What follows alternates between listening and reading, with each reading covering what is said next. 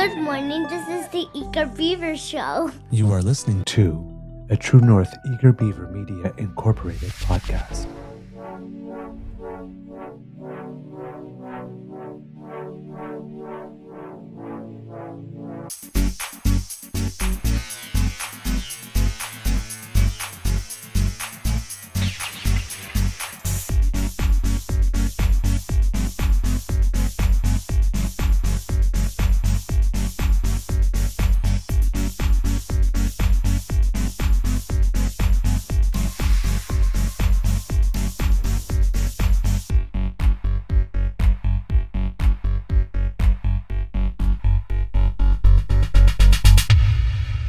The True North Eager Beaver podcasts are proudly brought to you by our founding sponsors, the Miss V Mysteries from Corvid Moon Publishing, your source for science fiction, fantasy, and cozy mysteries featuring a broad diversity of characters.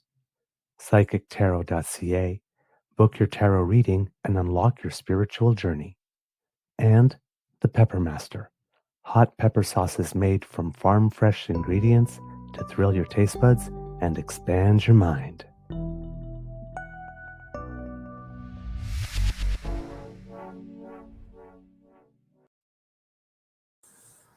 Well, good morning and hello, kids and cubs, and welcome to Season 5 and episode number, I believe it is 822, but I could be wrong, could be 823, of the Daily Beaver Morning Show.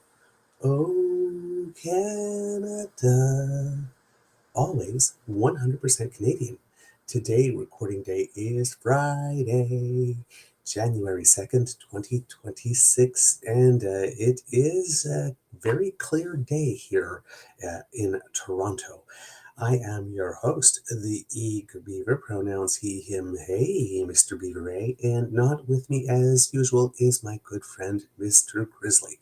A big thank you goes to our podcast's founding sponsors, the Pepper Master, the Miss V Mysteries from Corvid Moon Publishing, and PsychicTarot.ca.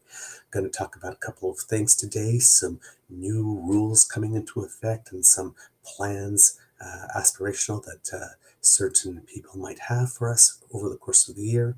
Take a little look into what has been going on in the Pimiccicamak First Nation with regard to their power, because they have had some issues. As you know, we've been having lots of weather over the last little bit, and over there was a particular impact. So we'll take a look at that today, and we will also take a look at some recent offerings online and in the news media coming from conservative sources, not just the Conservative Party of Canada, but conservative sources, right? We have the influencers, we have the media plants, we have the sycophants, we have the MPs, and all that kind of stuff. So, but that whole that whole network that seems to be stuck and spinning their wheels and just giving us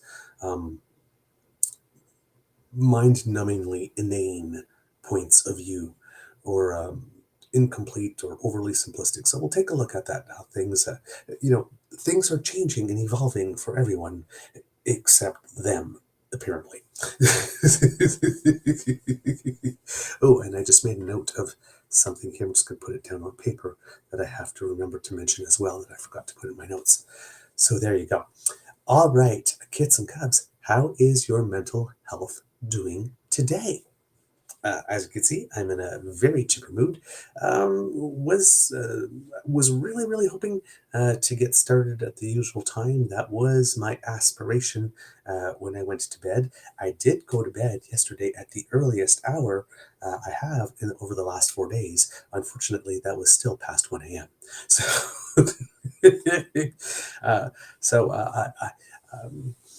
When came time to wake up originally, when I had wanted to, my eyes were burning and there was not much energy in the tank. So I rolled over and gave myself a little bit of extra time. But tomorrow, hopefully, if all goes right, we'll be back home at the Beaver Lodge with our regular production values and regular production equipment in order to do a show for you. And I placed a poll on our YouTube page asking about potential change of start time. And it seems, from what I had gathered, that I'd have to go check again just to be sure, but along the way it seemed that a change of start time to 7:30 a.m. Eastern time seemed to work well for the most people. So I think I'm going to try that henceforth instead of 7, because I noticed that in the last little bit I've needed a little bit of extra time to get started in the morning. Sleep has been a bit of a challenge lately, and the extra half hour is proving extremely vital in it not affecting me later on in the day by being forgetful or just not as sharp or not as focused. So I'm going to try tomorrow, starting a new start time at 7:30 rather than 7, and hopefully that way I will be able to be more regular and consistent, because I know I'm deeply aware that this is a daily rendezvous, and with holidays and stuff like that, okay, when you're traveling and things get a little strange, but I would like to be able to have a more consistent start time, and I think that the extra half hour will make all the difference at this end. So we'll experiment with that, see how that works for the month of January. Of course, very early programming note for the month of February, that's probably going to change because, as you know, my Beaver sweetie and I will be on vacation, and where we will essentially be the equivalent of West Coast time. So a 7:30 a.m. start would be me waking up at 4. Be waking up to in time to do a show starting at 4:30 a.m. where I will be, and that is not going to happen. So I can tell you that now.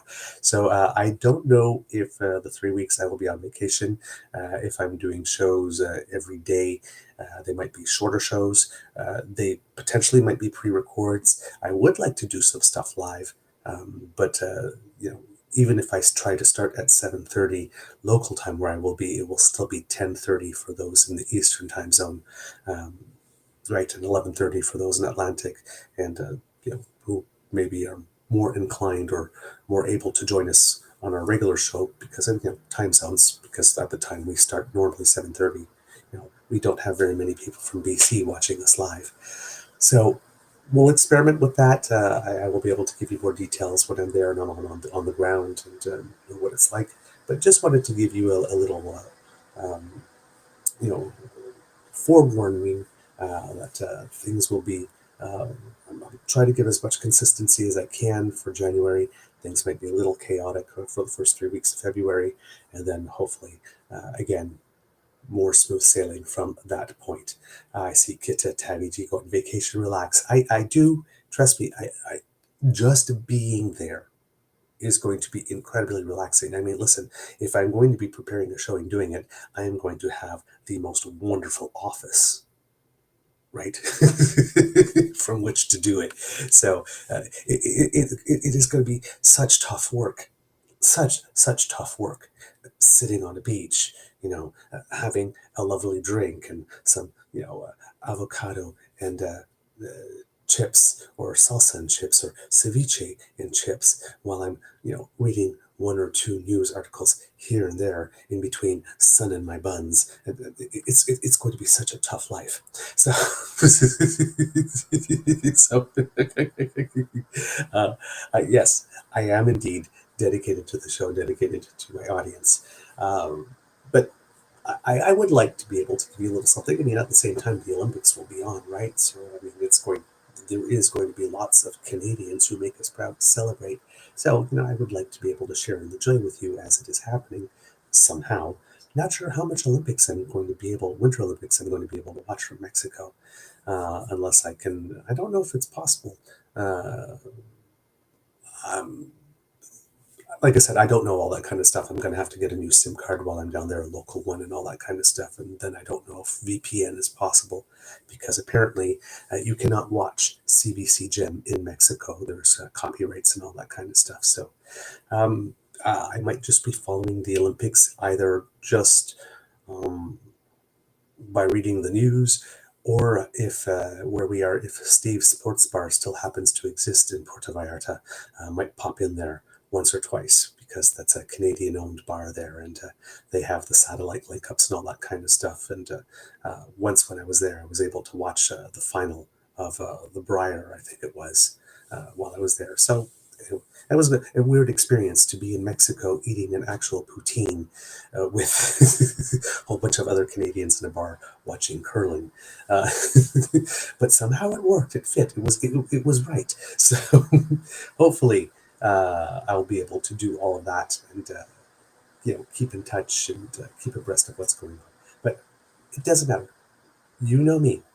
I will persist, and I will find a way somehow to get something to you. And if it is indeed the case that by the time we get to February, I decide I just want to take some time off, of course, I will share that with you, and I will let you know. But for some reason, I have a feeling 3 full weeks away from the damn fam might just be a little too much for me.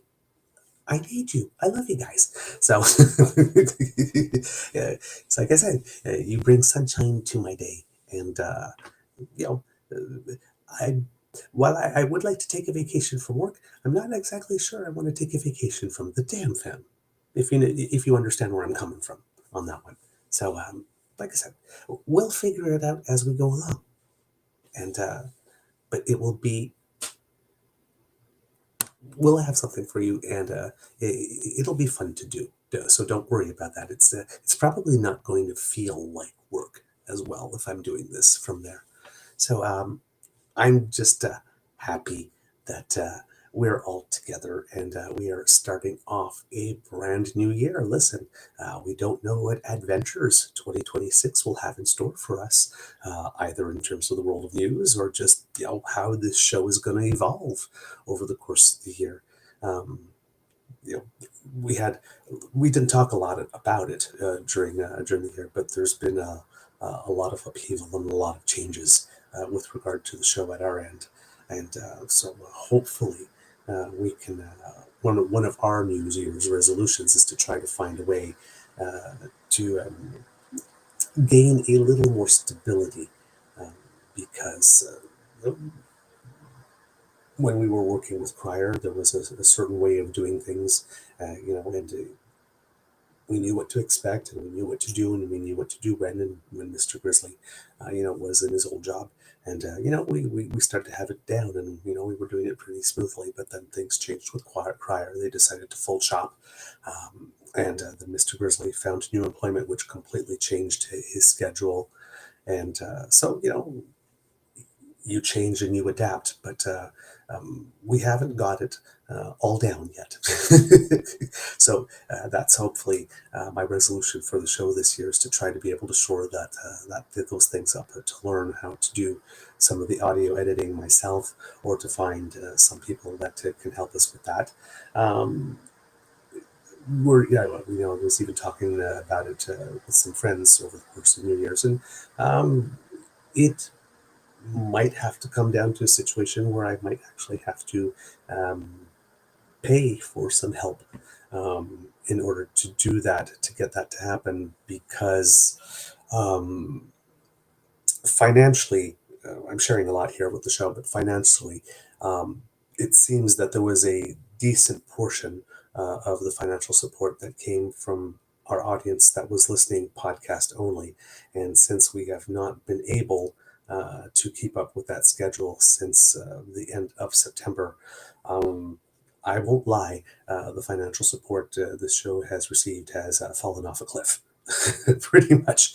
So it might be a question of personally having to back that up in order to be able to get the podcast versions happening, and hopefully the additional revenue that would come in from that would be able to cover whatever, we would have to be able to compensate somebody who could do some editing. It would probably have to be like honorarium style. But Mr. Grizzly is settling in very well at his job. It's going well, and it doesn't look like it is going to change from his end. The ability to do the editing and the cleanup of the audio in order to get the podcasts up. So either I have to learn it, or I have to find somebody who knows how to do it and can do it.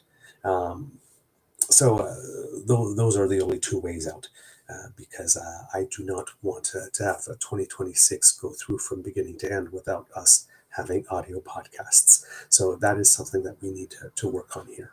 And for our audio podcast audience, for those of you who have transitioned and come to watch us to video, thank you for finding us and following us.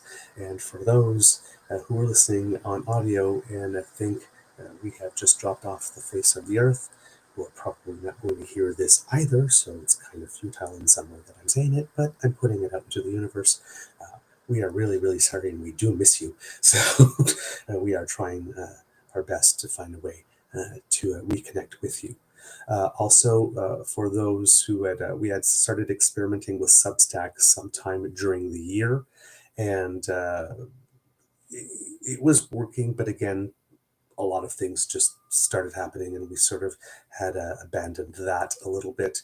And another commitment is, and we started yesterday, trying to upload the shows back to the Substack again on a daily basis to get that out. And perhaps that way we can also compensate for some of the viewership and listenership that we've lost on podcasts by reaching out to a Substack audience. It is much easier for me to make sure that our content gets out on Substack than it does on podcast, because again, audio-wise, there are some technical things that need to occur that I do not know. I don't have the software for yet. I don't master, and of course, there will probably be additional costs in acquiring that software for myself in order to be able to do that from the Kingston Beaver Lodge. So again, some upheaval at this end. We're trying to make it as seamless as possible for our audience at the other end.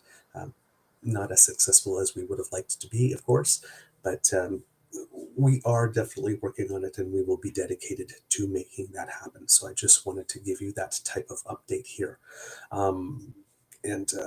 Like I said, but no matter what happens, we will keep at it, and we will try to keep growing. And eventually, I know that if I don't think about the amount of work that is required to get there, but I think at the payoff at the end from doing all of this, then that provides the motivation. Let's put it that way. And so I will make a plan, and I will try to execute that plan, and fingers crossed and eyes crossed that the plan will go well.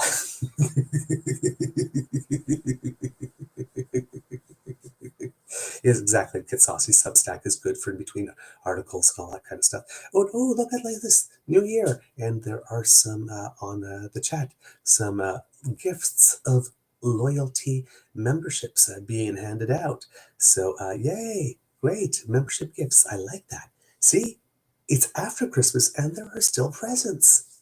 Woohoo! Yeah, Kit Saucy, 2025 was a crapshoot year for us all. Wasn't it though? Indeed. Yep. You know what? Thank you for that. That puts a little perspective on it, and it helps. And I did bring my beaver moistener. I thought I had forgotten in the kitchen, but please allow me to take a little dive. And we're back. Indeed, thank you, Kit Uncover, for the loyalty member gifts that have been handed out. Really, really, really appreciate that, and giving people an opportunity to enjoy more of the show. Kit Linda M going 2025 lasted about 5 years. It felt like that, didn't it? Didn't it? Oh man. Okay. And in some ways, I felt it went by quickly, but maybe it's just because there was just so much damn drama that there was a lot of news in 2025. I'm looking at trying to prepare sort of like the year in review stuff. Normally we do it between Christmas and New Year's, but I had a concept that I wanted to execute that requires other people to help with, and wasn't able to swing it before the holidays, with all the upheaval. But I do intend to create a couple of year in review episodes, maybe as morning shows, maybe as a bonus content that will go in with some guests that I would like to have on to get their perspectives as well. So it's an idea that came to me, but like I said, had it come to me at the end of November, oh, maybe I can do my year-end review this way, because normally I do it with Mr. Grizzly, but he doesn't join us every morning. And I did want to get input from other people in terms of how they saw the year go by. And then I had an idea pop into my head, which I don't want to reveal right now, because, well, you know me, I like to show a little thigh, a little leg, and tease a little bit. But it did require some coordination, and doing it so close to Christmas when everybody is busy was a little late to spring it on the people from whom I would need help, and wouldn't have been very fair to them to throw an extra thing on their plate while everybody is busy with the hustle and bustle. So we will, but there will be some episodes looking at the past year review, because a lot happened. I mean, think about it. A year ago today, Justin Trudeau was still Prime Minister of Canada, right? He stepped down on January 6th. And then, just out of the blue, well, not out of the blue because there was some chatter, but then Mark Carney came along, and then, well, he's not a politician, he'll never be able to do it. And well, he did it, and then with everything that's being thrown our way from the south of us, less talk about them, the better. And then, all the basic grande séduction, the grand seduction that Mark Carney has been engaging on the global scale in terms of trying to reorient us and diversify. There's a lot. And that's just that. Then there's everything else that happened in the world, right? We still have Russia, Ukraine. There's still everything that's going on in Palestine. There's still war in Sudan. There's a lot going on, right? We've had a couple of democracy around the world episodes where we've been looking at what's going on, the instability in France, for example, switched to a more conservative government in Japan. That seems to be changing itself from a pacifist nation to a nation that would have more, a little more military clout, given what's going on in the area. I mean, Germany rearming and nobody panicking about that. That probably wouldn't have been the case a couple of decades ago, right? There's a lot. There are some seismic changes going on all around the world. So 2025 was indeed pretty much a very demanding and exhausting year news-wise. Hopefully, it won't be as much 2026, but I would like that to be the case. But it just, I don't know if you get that feeling, but it just seems that the pace of the news and world events just keeps on accelerating, rather than slowing down or taking a chill pill for a bit. So I would like 2026, if possible, if I could put a wish out to the universe, to be able to take place at a slightly slower and less breathless pace. I could be down for that. I really could. And I think I'm not the only one in this case. All right, so let's take a look at a couple of things. One of the things I wanted to mention, kids and cups. Hold on while I just put the cup down so I don't spill it. There you go. As I mentioned to you, I started watching, my Beaver Sweetie and I started watching the show Heated Rivalry. And yesterday we watched the second episode. Second episode, as good as the first one is, way better. And one of my critiques of the first one was that while everybody's talking about the steamy sex scenes, I didn't find them particularly believable in the first episode. More believable in the second. But the thing that I found actually most astounding about it is the storylines with regard to being on the down low and keeping it a secret. Mr. Grizzly shared his thoughts of what being on the down low means. My views are my take on it is slightly different. Right, some people do enjoy the secrecy, but in this case, because I think the show starts in around like 2010 and it speeds through the years pretty quickly in the first two episodes. So by the time we get to the second episode, we're in 2014, and that's the Olympic Games in Sochi, and we know how in Russia. Things for the rainbow community over there have taken a very, very, very bad and dark turn. So we're starting to see this dynamic from the character in the series who is Russian. That things there are things he seems to not want to say out loud or acknowledge out loud, and we see some of the pressure. That there's too many windows, and we can't talk here, we can't do that here. People ghosting each other. Uh, and I'm trying to think of it like if in real life there had been that type of situation where there is a relationship between two members in the NHL, and one of them is Russian, one of them is not, and let's say they were both competing at the Olympics in Sochi.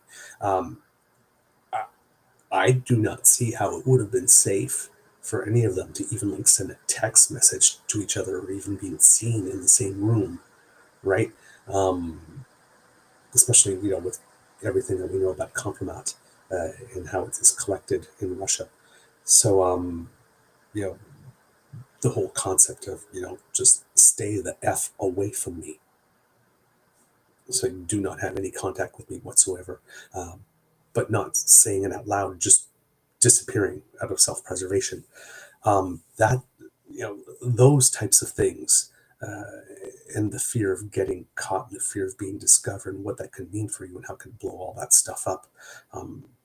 That part is very, very, very well depicted in the show. And some good news for those who are fans of the show, because there was only 6 episodes in the first season. It seems it has been renewed for season 2 already. The ratings, apparently, according to the networks that are, well, I say networks, like I'm still talking like we're talking about TV because this is streaming, but the numbers very, very good, so that they've already renewed it for a second season, and it seems, word on the tweet is that there would even be a third season, because it appears that both leads initially had signed a contract for at least 3 seasons. So this is from David Friend of the Canadian Press. It says, Canada's popular new gay hockey romance has scored a second season renewal. Bell Media says its breakout hit heated rivalry about 2 male hockey players in a secret love affair will return to Crave and its U.S. streaming service partner HBO Max for more episodes. The series from writer-director Jacob Tierney has exploded in popularity over the past few weeks thanks to clips of its spicier moments shared widely on TikTok and other social media platforms. And I have to say also that there's lots of TikToks and these clips and shorts of the 2 lead actors just together doing interviews on various shows. And these 2, they are great together in real life. There's absolutely no wonder why it is that the chemistry works on the screen between them 2, because in real life, they just seem like 2 buds who just really, really, really appreciate each other, and they're not afraid of being all touchy-feely and whatnot. I mean, I guess when you've done a TV series where you have your face in someone's crotch a lot, sitting next to someone with your arm around them is really nothing at that point. You've already shared a lot. So, but there's this great natural chemistry between them 2, and it's like in real life, it's almost like the characters that they play on the show are the opposite of their actual personalities in real life, which is kind of interesting. But yeah, those moments too are probably attracting people to watch the show, because they are just hilarious together. So, whatever they are doing promotionally to get that show known and more popular is very much working for them. Back to the article. Hudson Williams and Conrad Story let me pronounce that correctly. Hudson Williams and Connor Story stars rival NHL hotshots Shane Hollander and Ilya Rozanov, who fall into a years-long relationship outside of the rink. Crave says its TV adaptation was its most-watched original series debut within the first 7 days, though it did not provide exact viewership numbers. That's something the streaming services do a lot. They keep on saying, like, this is the biggest numbers. And it's like, well, tell us what the numbers are, and then they never do. They keep that secret. Interesting. Producers did not say where they intend to take the series in its second season. The season finale will be released December 26th, so all 6 episodes of the first season are already out. Heated Rivalry is based on Game Changers book series by Nova Scotia author Rachel Reed. So the whole thing appears to be Canadian production, even Canadian origin, because I didn't know that these were based on a book series that had already existed when I started watching. And then it seems that the show is getting more popularity internationally, which probably helps with the renewal, because here it says outside North America, several new distribution deals have been secured for the Crave original, including Sky in New Zealand and Movistar Plus in Spain. And HBO Max will have the show's rights in numerous parts, get this, of Asia, including Singapore, Hong Kong, Taiwan, Thailand, and the Philippines, with deals and platforms in other areas will be announced soon, including the United Kingdom. Again, the concept of a show not only about hockey, right, but again, a closeted romance in hockey between two men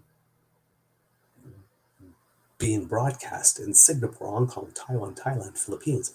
Thailand doesn't surprise me as much, actually, because when it comes to matters of sexuality and that kind of stuff, fairly progressive. And I know that from my days working in the HIV/AIDS realm in terms of advocacy. Thailand was probably the first nation in Asia that was really bought into the harm reduction and safer sex education and all that kind of stuff, and was a world leader in that aspect. So there, it doesn't surprise me. But other, Singapore's has some pretty strict rules. So it's nice. I mean, if that's going to be carried on on streaming services over there, or on maybe network television, I don't know how it will be broadcast there. It does show, again, slowly but surely, if you're paying attention, peace, love, justice, equity, equality are slowly breaking out all across the world.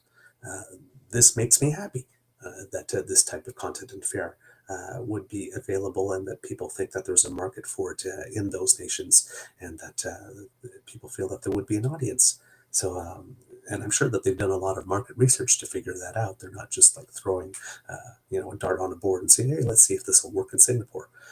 It looks like they are really going for it. So, hey, the more representation around the world, the better, because as you know, there are many countries in the world where rainbow people just living their authentic lives is punishable by death, right? So, and since, as we often say on the show, since none of us are free until all of us are free, it's nice to see that happening. So, this is again, in Canada, we can create some very interesting and compelling stories that will indeed be received by the rest of the world, and even by the rest of the rest of the nation. So I am very excited to see where this goes, and to see how the series develops. I am now hooked. After watching the second episode, I'm hooked and I'm invested. I want to see what happens. After the first one, I wasn't quite sure, but yep, now I'm in. I'm all in. All right. Other thing that we have for you, as we start the new year, there are often changes in rules and things that are going on. Often when we write laws, certain things, they're written, but they will come into effect on January 1st of the following year. And we do have a couple of things like that going on in various parts of Canada. Some of them are national, some of them are more local or provincial, but we'll go through a few of them. The first one has to do with some tax measures, This is from Peter Zamunjic from CBC News, and they say here, the coming year will see some changes to existing tax measures, the abandonment of others, and some help for personal support workers, but overall changes to the taxes individuals pay will be minor in 2026. Daniel Rogozinski, an accountant and professor at the University of Waterloo, says the changes impacting individuals in 2026 could be best described as a snooze fest this year. Okay. Quote, we were waiting for months for something that was going to be, wow, that's a big change. That really changes, the game for Canadians versus Americans and the rest of the world in terms of competitiveness, Rogozinski said. It just wasn't there. He says the change Canadians are most likely to notice is the 1 percentage point reduction to the lowest marginal tax rate, taking it from 15% to 14%. That measure was promised during the election campaign and first came into effect July 1st, 2025, when taxes on the first $57,375 earned were only taxed at 14.5%. Tax measures introduced in the middle of the year start at half the rate and then bump up to the full cut the following year. Each year, tax brackets increase to account for inflation, which means that beginning January 1st, the rate drops to 14% on the first $58,523 someone earns in 2026. When the measure was rolled out, Finance Canada projected maximum tax savings of $840 per couple with two incomes. In June, Yves Giroux, the previous parliamentary budget officer, said a two-income couple with a child would only get about $750 in average savings in 2026. The budget also implements a new refundable tax credit for personal support workers worth 5% of eligible earnings to a maximum of $1,100, which means anyone earning at least $22,000 annually qualifies for the full amount. The credit is temporary and for now at least will only be available for the 2026 to 2030 tax years. To be eligible for the credit, a personal support worker has to be employed by an eligible healthcare establishment, which the budget defines as, quote, hospitals, nursing care facilities, residential care facilities, community care facilities for the elderly, home healthcare establishments, and other similar regulated healthcare establishments. To qualify as a personal support worker, the budget says the individual must provide one-on-one care in order to, quote, maintain another individual's health, well-being, safety, autonomy, and comfort. The credit does not apply to people in British Columbia, Newfoundland and Labrador, and the Northwest Territories because those provinces have deals with the federal government to increase wages for those workers. Over the past 2 years, there have been proposals to change capital gains inclusion rates and exemptions in a way that created confusion over what did and did not apply, but those measures were cleared up and simplified in the 2025 federal budget. Carney's first budget increases the lifetime capital gains exemption when selling eligible small business shares, a farm or fishing property, from just over $1 million to $1.25 million, making it retroactive to June 25, 2024. Capital gain is the difference between the cost of an asset, an investment property, a stock or mutual fund, and its total sale price. Quote, so if you have a plumbing company or you have a distribution company and you sell it for $1.25 million more than what you paid for it, you have no tax to pay, Rogozinski said. That's a big incentive for people to go out and start business. Rogozinski said, let's try that again. I tripped over my tongue there. Rogozinski says that to make up for this measure, which is good for small businesses but cuts into federal revenues, the Liberal government announced in Budget 2025 that it was eliminating a measure announced in the 2024 budget that never became law, the Canadian Entrepreneurs Incentive. The incentive would have reduced the inclusion rate from the proposed 2/3 to 1/3 on a lifetime maximum of $2 million in capital gains for business owners that were set up as a Canadian-controlled private corporation, or a CCPC. In the 2024 budget, the federal government also had announced increases to the capital gains tax inclusion rate for businesses and some individuals. But a couple of days before the start of 2025 federal election, Prime Minister Mark Carney announced the proposed capital gains hikes would be scrapped. The new year will be the third implementing the Enhanced Canada Pension Plan contribution requirements. Under those rules, two ceilings are used to determine the maximum CPP contributions individuals have to pay. The first ceiling for 2026 is now $74,600, up from $71,300 in 2025. To work out the maximum contribution for an employee, the contribution rate of 5.95% is applied to the maximum of the first ceiling once the $3,500 basic exemption is factored in. That means that in 2026, the first ceiling maximum contribution for an employee is $4,230.45. The employer pays a matching amount for a total maximum contribution per employee of $8,460.90. The second ceiling in 2026 is $85,000, up from $81,200 in 2025. To work out the maximum CPP contribution under the second ceiling, employees have to take the difference between $74,600 and $85,000, which is $10,400, and multiply that amount by the lower contribution rate of 4% to get $416. Employers make a matching contribution of the same amount.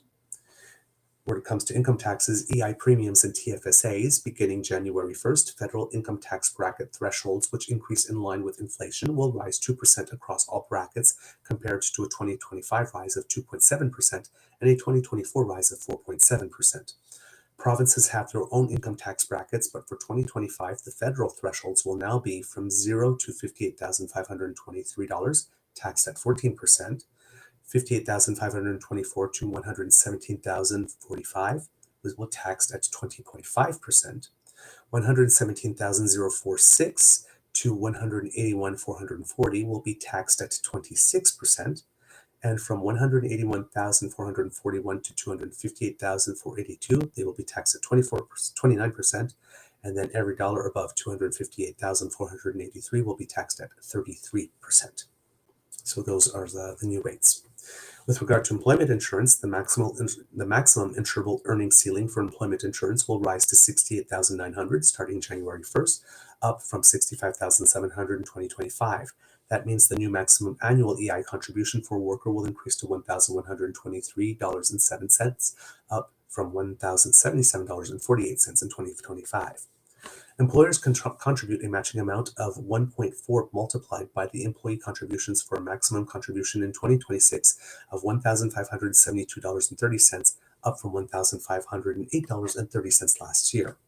The annual tax-free savings account contribution amount in 2026 will remain at $7,000.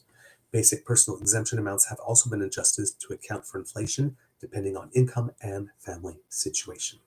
So there you have that information, kids and cubs, as to what is new with regard to taxes.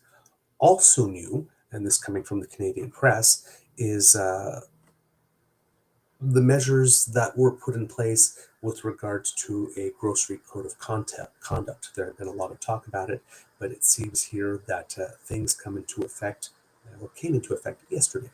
So the article here says that the voluntary grocery code of conduct for grocers, suppliers, and wholesalers and primary producers in Canada is set to fully roll out as of January 1st. The grocery code is intended to promote fair dealings between grocers and their suppliers, including in the application of penalties and fees. It was set up in an effort to bring more transparency, fairness, and predictability to the industry as a whole. The code, governed by the Office of the Grocery Sector Code of Conduct, includes trade rule provisions, a governance model, and an adjudication and dispute resolution process. Canada's 5 largest grocers, Empire, Loblaw, Metro, Walmart Canada, and Costco Canada, have now formally registered. So starting yesterday, the code, which was being rolled out in stages, will be fully operational, including the dispute resolution mechanism governing how complaints are addressed by the office and consequences for violations of the code. Grocers, suppliers, and other members will now be able to submit formal complaints. The Office of the Canada Grocery Code will also start collecting annual membership dues and releasing annual reports highlighting industry trends, systemic challenges, and proposed improvements according to the Canada Grocery Code website. However, experts who spoke to CBC News had mixed opinions on whether the code, which aims to improve relations between industry players, not bring down food prices, will have a meaningful impact on consumers. So again, let me repeat that there. The code aims to improve relations between industry players and not bring down food prices. The industry committee tasked with creating the code was established in response to contentious fees being charged to suppliers by large grocery retailers, an issue that came to a head in 2020. Years of high food inflation in the wake of the COVID-19 pandemic stoked public frustration with the grocery industry. Although the code's purpose wasn't to lower costs, its adoption nonetheless became a political issue. Some grocers were hesitant to sign on. Loblaw, for example, took issue with an early version of the code that it claimed would lead to higher prices for shoppers, but the federal government warned it could make the code mandatory if all major players didn't get on board. Yes. Oh no, don't impose new rules. That will raise prices for consumers, to get consumers to go, oh no, don't you dare force those grocers to apply to a code of conduct. And then the federal government said, yeah, okay, nice move, Loblaw. But yeah, if you don't get on board, we're going to make it mandatory. And we know that industry would always prefer to have something volunteer than mandatory. So, interesting move by the federal government there to counter-check that opinion to try, that attempt to try and solicit or influence public opinion, so that in order to find a way to get out from under some of these rules. I guess it didn't work. The code lays out specific rules and guidelines for grocers and suppliers. For example, it includes detailed rules about fees and under what circumstances retailers can charge them. Another section sets out a process for resolving disputes if parties can't come to an agreement themselves. While the code is a first for Canada, other countries, notably the UK and Australia, have their own grocery codes. Former Empire CEO Michael Medline was the first major grocery executive to call for a grocery code of conduct to level the playing field for Canadian grocers and suppliers. He had cautioned it wouldn't be a silver bullet for solving problems in the industry, but that it could lead to lower prices, shorter supply chains, and more choice for Canadians. Quote, "It would be great if we had a silver bullet that could fix food inflation. It's really not the purpose of the code," said Karen Proud, the president and adjudicator of the Office of the Grocery Sector Code of Conduct, in an interview with CBC Montreal earlier this month. Quote, "The code is aimed at improving the relationship between suppliers and retailers. The code is not intended to address retail food prices, as it does not regulate pricing, control shelf placement, or limit companies' ability to negotiate commercial terms. But consumers may notice more innovation and investment in the industry as a result of the agreement, as well as fewer supply chain gaps," Proud said. Gary Sand, Senior Vice President of the Canadian Federation of Independent Grocers, told CBC News in July that he believed the code would ultimately have a positive impact on prices. Quote, "In other countries that have brought in the grocery codes of conduct, prices have come down," he said at the time. However, food inflation data from those countries doesn't paint a conclusive picture, and it's difficult to peg changes to a single factor. Michael von Massow, food economist at the University of Guelph, thinks it could actually drive prices up if it means limiting the concessions that grocers can demand from their suppliers. Quote, "It's hard to see as an economist how taking money away from the big grocers will then also lead to lower prices." But we'll have to see how it is that this plays out. If you happen to live in Ontario, there are new rules set to come into effect this year that will mean that many Ontario homeowners and landlords will have to add carbon monoxide alarms to their New Year's to-do list. Starting yesterday, changes to the Ontario Fire Code will require a working carbon monoxide alarm on every level of any residence with a gas-burning appliance, including a furnace, water heater, or stove. Under the current rules in place until the end of 2025, a carbon monoxide detector is required only outside every sleeping area. Matt Hepditch, a deputy chief with London's fire department, said the new rules are intended to provide better protection against a deadly gas that can't be seen, smelled, or tasted. Quote, "The only way you're going to know that there's a carbon monoxide in your home is if you've installed a carbon monoxide alarm," he said. Carbon monoxide is produced when fuels such as natural gas, gasoline, oil, propane, wood, or coal are burned. At high concentration levels, carbon monoxide reduces the body's ability to absorb oxygen, which can quickly affect brain and organ function and lead to death. The danger is magnified when combustion gases are not properly vented to the outside. People exposed to carbon monoxide often experience flu-like symptoms along with fatigue, shortness of breath, and impaired motor functions. Depending on the concentration, carbon monoxide can cause unconsciousness quickly, and death can occur within minutes. According to the Ontario Association of Fire Chiefs, carbon monoxide poisoning causes on average more than 50 deaths a year in Canada. Most of the victims died while sleeping, and nearly two-thirds of carbon monoxide poisonings happened during the colder seasons of fall and winter. While a carbon monoxide detector is the best defense against accidental poisoning, Hepditch said it's common for London fire inspectors to find both carbon monoxide and smoke alarms not working correctly or not installed at all. Quote, "I would say we run into that on a daily basis, unfortunately." He said the holidays are a good time to test smoke and carbon monoxide alarms. Each alarm should be checked to ensure the batteries are still good. Models also have a set lifespan, and older models may need to be replaced regardless of working condition. Quote, "Fire does not take days off. Fire doesn't recognize the holiday season or New Year's, so this is a good time to check that you've got those alarms in operating condition," he said. "Check them and test them before you start having people over."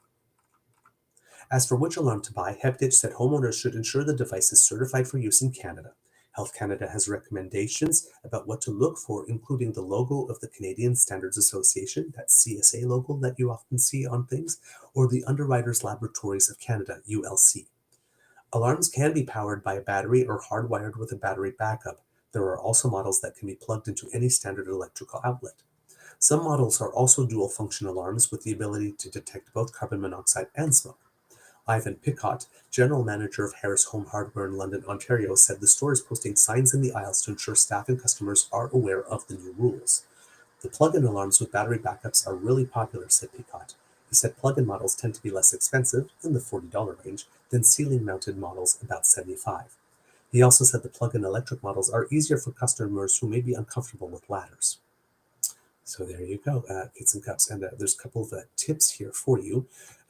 In terms of if you hear different sounds, HepDitch says that carbon monoxide alarms have different alerts than smoke alarms. Carbon monoxide alarms have 4 short beeps followed by a long pause. Smoke alarms have long, continuous series of beeps. HepDitch said that if carbon monoxide alarm sounds in your house, get everyone outside right away. Don't waste time trying to turn off the alarm or find the cause. Also, 911 should be called whenever an alarm sounds so firefighters can check carbon monoxide levels in the house. 4 quick beeps means it's time to get out, said HepDitch. Our fire crews will use gas meters to check the appliances in your home for carbon monoxide. HepDitch advises that fuel-burning appliances can be inspected every year by a licensed technician. Appliances that aren't working properly can be a source of carbon monoxide. And quote, those can produce incomplete combustion, and that's when we start to have problems with carbon monoxide. Also, check your venting, because improper venting of furnaces, water heaters, or stoves can be a source of carbon monoxide in the home. Quote, always make sure that the vents outside your house are clear of ice and snow, said HepDitch. Even below the vent, it can pile up, especially if you're living in areas like the snow belt, for example, because, like I said, as we were coming home, we actually passed by the Barrie Curling Club. Now, the building itself, it's tall because it has like a very, very high-angled roof. But the actual building where the roof comes, where the roof reaches, like the top there, snow is halfway up the building on one side. And curling arenas tend to have high ceilings to begin with, so they're more like barns or something. But yeah, so yeah, it's yeah, there's a lot of snow. So yeah, in certain areas of the country, you can get so much that it can pile up below the vent, or if you have some pipes where exhaust of some kind can come out, they can be completely covered. So do make sure that those are free and clear. Very important. So that's what's happening there. Also, I some a little seasonal music started all up on its own. I also believe, if I am not mistaken, that in Ontario there are new rules with regard to recycling. I'm looking for it here. I have that there are more products that will be able to be picked up now. Um, let's see, this is the new, they're calling it the new Bluegan system here. So I'm just going to take a look here. Sorry, I'm just not on my computer, so I have to open things differently here than I do at home, and I sometimes forget that and make a little mistake. So now that I have done that, it seems I have to pull this article up another way because there are pop-ups covering the main part of it. So let's try this. Whoops. Yes. Come on. You can do it. There you go. To be a little finicky today, I have to talk sweet to it to get it to be nice to me today. But this is from the Toronto Star's David Ryder. On the eve of its rollout, a key figure in Ontario's looming recycling transition says the system has been set up in a needlessly bureaucratic way. Alan Langdon, chief executive of Circular Materials, the packaging industry's nonprofit taking over recycling from... Sorry, let's try that again because that came out weird. Alan Langdon, chief executive of Circular Materials, the packaging industry's nonprofit taking over recycling from municipalities on January 1st, told the Star that in the years ahead, the province should move to a model that looks more like British Columbia's highly regarded program. Others, meanwhile, are pointing the finger back at Circular Materials itself, saying the industry-friendly organization has slowed progress and will be the face of a rollout they expect to be a, quote, disaster. Yee. Langdon knows the BC model. Years before he was hired by Circular Materials, he helped set up North America's first extended producer responsibility regime in that western province, one that is still considered more than a decade later a gold standard for the recycling industry. It's too late to streamline Ontario's system before municipalities hand off blue box responsibilities to Circular Materials, funders of which include Loblaw, Costco, Coca-Cola, and Keurig, Dr. Pepper Canada, on New Year's Day. Quote, that ship has sailed, Langdon told the Star in an interview, but he's hopeful that down the road this province will adopt policies and practices that have been road tested in British Columbia. Quote, Ontario's system has created complexities and added administrative burden rather than the flexible approach BC took of continuous improvement over a number of years and several plans, said Langdon, who also oversees Circular Materials operations in Alberta, Nova Scotia, New Brunswick, and Yukon.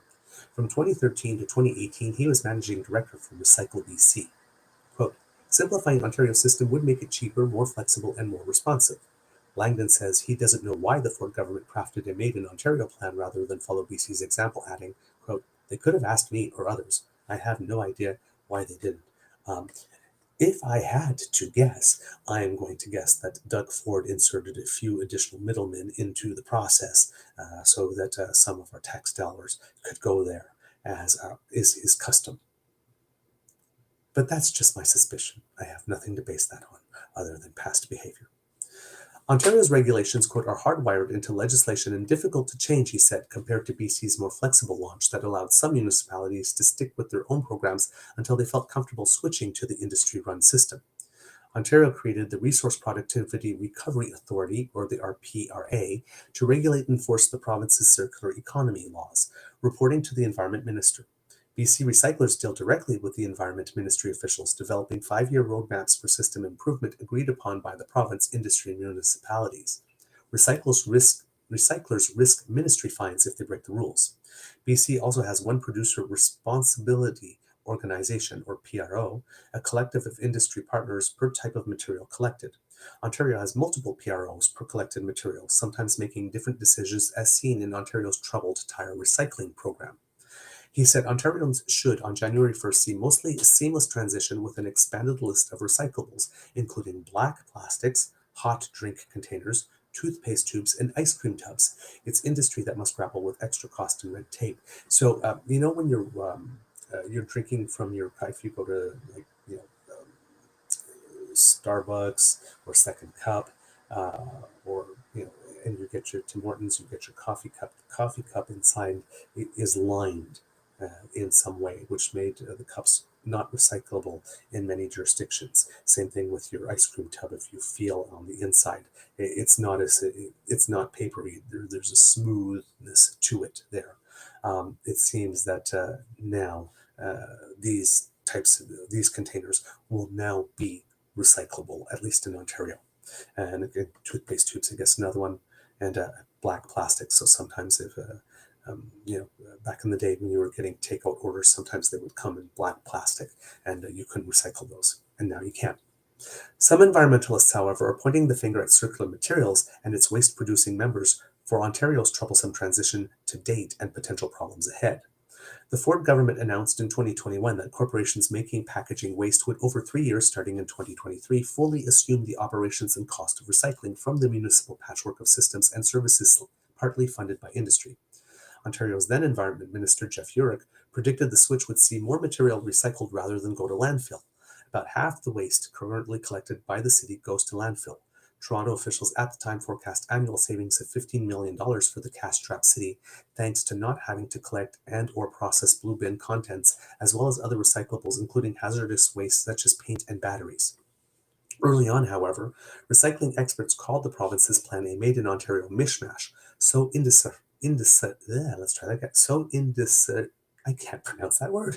indecipherable. They doubted the transition could launch in 2023.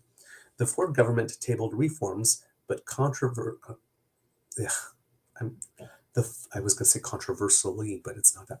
The Ford government tabled reforms, but controversy and policy reversals continued. Last June, the Environment Ministry proposed killing its plan to add blue box recycling to apartments, condos, long-term care, and retirement homes that previously had private pickup. It also proposed a 5-year delay in forcing waste producers to recycle materials from receptacles in public spaces. The Ford government said it needed to reduce the burden on industry. Municipal officials predicted an avalanche of extra waste to landfill. Final regulations published in September, delayed by 5 years, rather than cancel requirements to expand Blue Box into multi-residential buildings not currently in the municipal recycling system. Also, a much criticized proposal to suspend some of industry's recycling targets for 5 years was reduced to a 2-year grace period for waste producers to make, quote, best efforts to hit targets before facing potential fines. The Ford government stuck to its plan, however, to relieve producers of responsibility for public space recycling collection and processing, putting the cost on municipalities, including Toronto, which now expects to save annually only $10 million from the recycling transition. So basically, Doug Ford said, hey, Toronto, I'm going to help you save $15 million per year on recycling by making the producers pay for that and having grocers contribute to that. But by the way, of that 15 million, did I say 15 million? No, I only mean 10 because, when people put recyclables in a public space collection, we're not going to be doing that anymore. That is yours. So when I said 15, I really meant 10. What a guy. What a guy. Emery Alfred, a senior campaigner at Toronto Environmental Alliance, told the Star that adopting BC recycling practices won't fix an Ontario system heading for major waste woes. Ontario municipalities are pushing to accelerate and expand the recycling transition, she said in an email, while, quote, circular materials, along with producers, have done a lot of advocacy to narrow the scope and slow down Ontario's regulations, which is the main cause of the problems, along with ongoing changes that have made it impossible for municipalities to plan. Residents are learning what they can put in their bins and who's picking it up, Alfred said. But the bigger issue is that this part of a systematic erosion of recycling and all waste programs in Ontario. This is part of a systematic erosion of recycling and all waste programs in Ontario. Quote, we're expecting that the new Blue Box system in Ontario is going to be a disaster. Alfred pointed to the province reducing its initial recycling targets and allowing producers to count the incineration of some materials towards 15% of recycling targets. Why? Ashley Wallace, Associate Director of Environment Defence, said there are drawbacks to the BC system compared to Ontario's if the new system is allowed to operate properly. I'm sorry, I'm still stuck on how incinerating some materials counts as recycling. I'm also can't wrap my hand around how reducing recycling targets counts towards achieving targets. Only in Doug Ford's Ontario, I guess. God, this man, what a mess. I'll repeat the last sentence so we didn't break the flow here. Ashley Wallace, Associate Director of Environmental Defence, said there are drawbacks to the BC system compared to Ontario's if the new system is allowed to operate properly. Having the RPRA as an arm's-length enforcement agency is important to ensuring impartiality, as opposed to BC's streamlined system that makes the Environment Minister, quote, complicit in the producer's approach, she said in an email. Even after they stop being responsible for recycling, local governments expect to get an earful from residents if things go wrong. Toronto officials recently urged people to not call 311 if they have a blue bin problem, instead to reach out to Circular Materials, which will have a customer service line open on weekdays and not all day, with after-hours callers being invited to leave a message. Oh my God. One potential point of confusion is the recycling collection schedule. Curbside collection days remain the same in Toronto, Wednesday or Thursday, depending on when you live. However, some residents of the old city of Toronto will see a switch in the alternating order of recycling and garbage pickup. Affected residents received notices of the change, which is also on the city's website. That happened to us where we are in Kingston as well. I think the date that the materials were collected also changed for us when it moved to the private organization that's doing it there. The city says it has been working with Circular Materials since 2023 to make the switch as painless as possible, while noting service gaps such as the city having to pick up recyclables from park bins and the delay in servicing all multi-residential buildings. The city is working to fill these gaps where possible so recycling access and customer service remain strong, said city spokesperson Crystal Carter. Aurora was among municipalities to complain when residents were told they had to take hulking 95-gallon recycling bins. Mayor Tom Rackes said they have since been offered 65-gallon bins, but those are still difficult for some people to handle.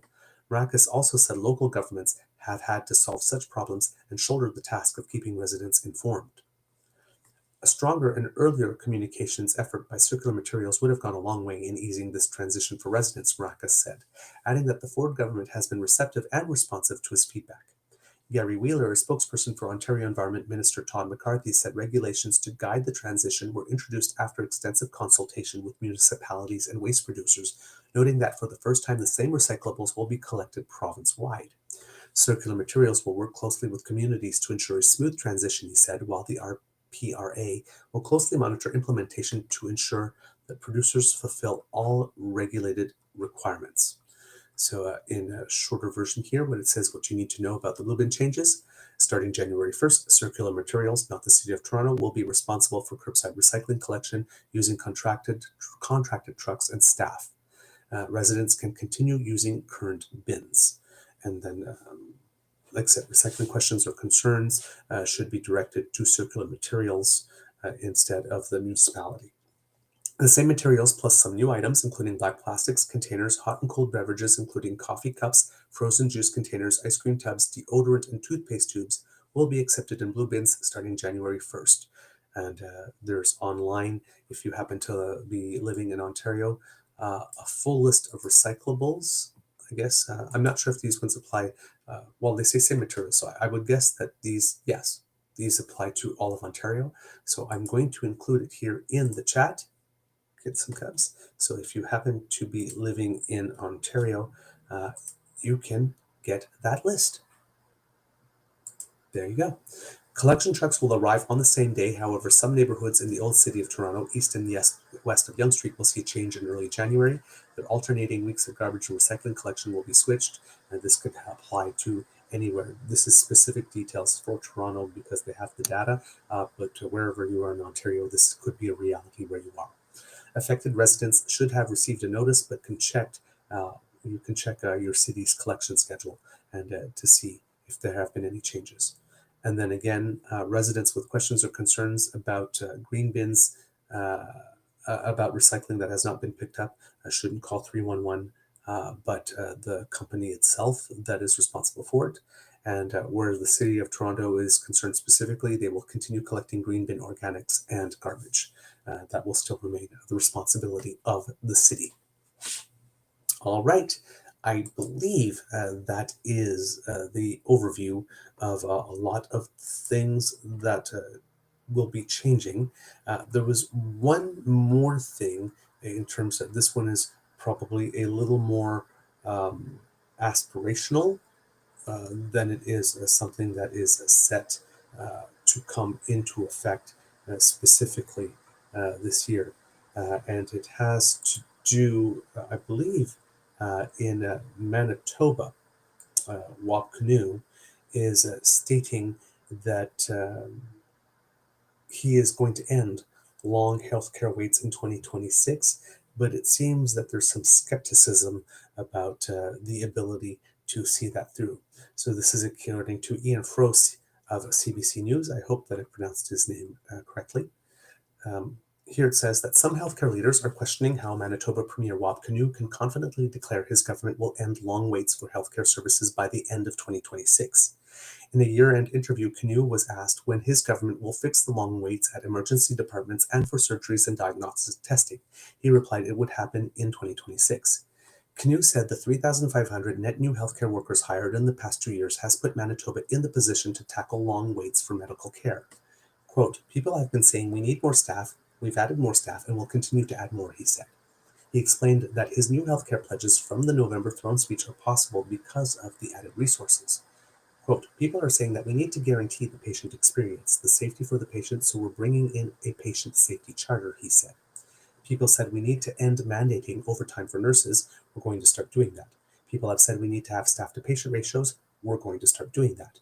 He also pointed to a new initiative launched at Grace Hospital in Winnipeg, where patient discharges are now reviewed by a team of healthcare professionals rather than individual staff. Kinew said the change has led to faster discharges. But despite the Premier's confidence, Kinew's promise to end long waits was met with skepticism from some healthcare leaders. Quote, There seems to be some extreme confidence, but without the substance that I think is necessary to make statements that the healthcare system and wait times and surgical wait times are going to be fixed this coming year, said Jason Linklater, president of the Manitoba Association of Healthcare Professionals. I have real concerns that the numbers don't align with a statement like that. For example, median wait times at Winnipeg hospitals has trended upwards since the COVID-19 pandemic, now regularly exceeding 3.5 hours, while waits for several key surgeries, including hip and knee operations, have been rising this year. The Premier didn't explain what a fix to long wait-term cares would look like. Regardless, Linklater doesn't believe the healthcare system has enough staff to achieve what Canoe wants. Quote, as much as I would hope that the Premier is right, I just don't see the reality of what we see in the healthcare aligning with that. Manitoba Nurses Union President Darlene Jackson says she wishes she could muster the same optimism as Canoe. She thinks the Premier has political motivations for insisting a fix to long waits is around the corner. The NDP made improving the healthcare system the primary message of its successful 2023 election campaign. Quote, I think politically the government needs to say we're making progress because they got in on a healthcare platform, she said. Jackson maintains there are not enough nurses to advance the NDP government's throne speech pledges, although Canoe has been saying nursing levels are already sufficient to begin phasing out mandatory overtime in priority areas. She said one nurse felt dismissed after a brief conversation with the Premier at a legislature event earlier this month when she told the Premier there were not enough nurses to end mandatory overtime, but the Premier said otherwise. Quote, she felt incredibly disillusioned with this government. It's a shame because when you're on the front line of the healthcare system, quote, you can see exactly what's happening, Jackson said. Progressive Conservative health critic Kathleen Cook said she's, quote, baffled the Premier is still insisting there are enough nurses to advance his new priorities, including an end to long waits. Quote, anyone who has visited a hospital recently will tell you that's not true. Frontline nurses will tell you that's not true, and all of his promises hinge on that being true, Cook said. That tells me he can't do what he says he's going to do. She believes Canoe is feeling the pressure to improve the healthcare system because she argues he's failed to make the improvements he's promised in the 2023 election. All right. Well, I guess only time will tell in this one. But you know what? Aim high. At least he is aiming high. And if he's not able to actually reach the full target, hopefully there will still be some improvement and therefore and something to build on. But yeah, indeed, a little skepticism there from the healthcare community about whether or not this is indeed possible. All right, and I believe that is everything scheduled and aspirational that I have on the list as in terms of changes that could be coming soon. There's one story I've been wanting to mention for a couple of days, and it keeps on slipping. So I will definitely bring it to you now because we had been talking about healthcare in Alberta a little bit with the very unfortunate death of Mr. Prashant Srikumar in the waiting for service and care in the emergency department at a hospital in Edmonton.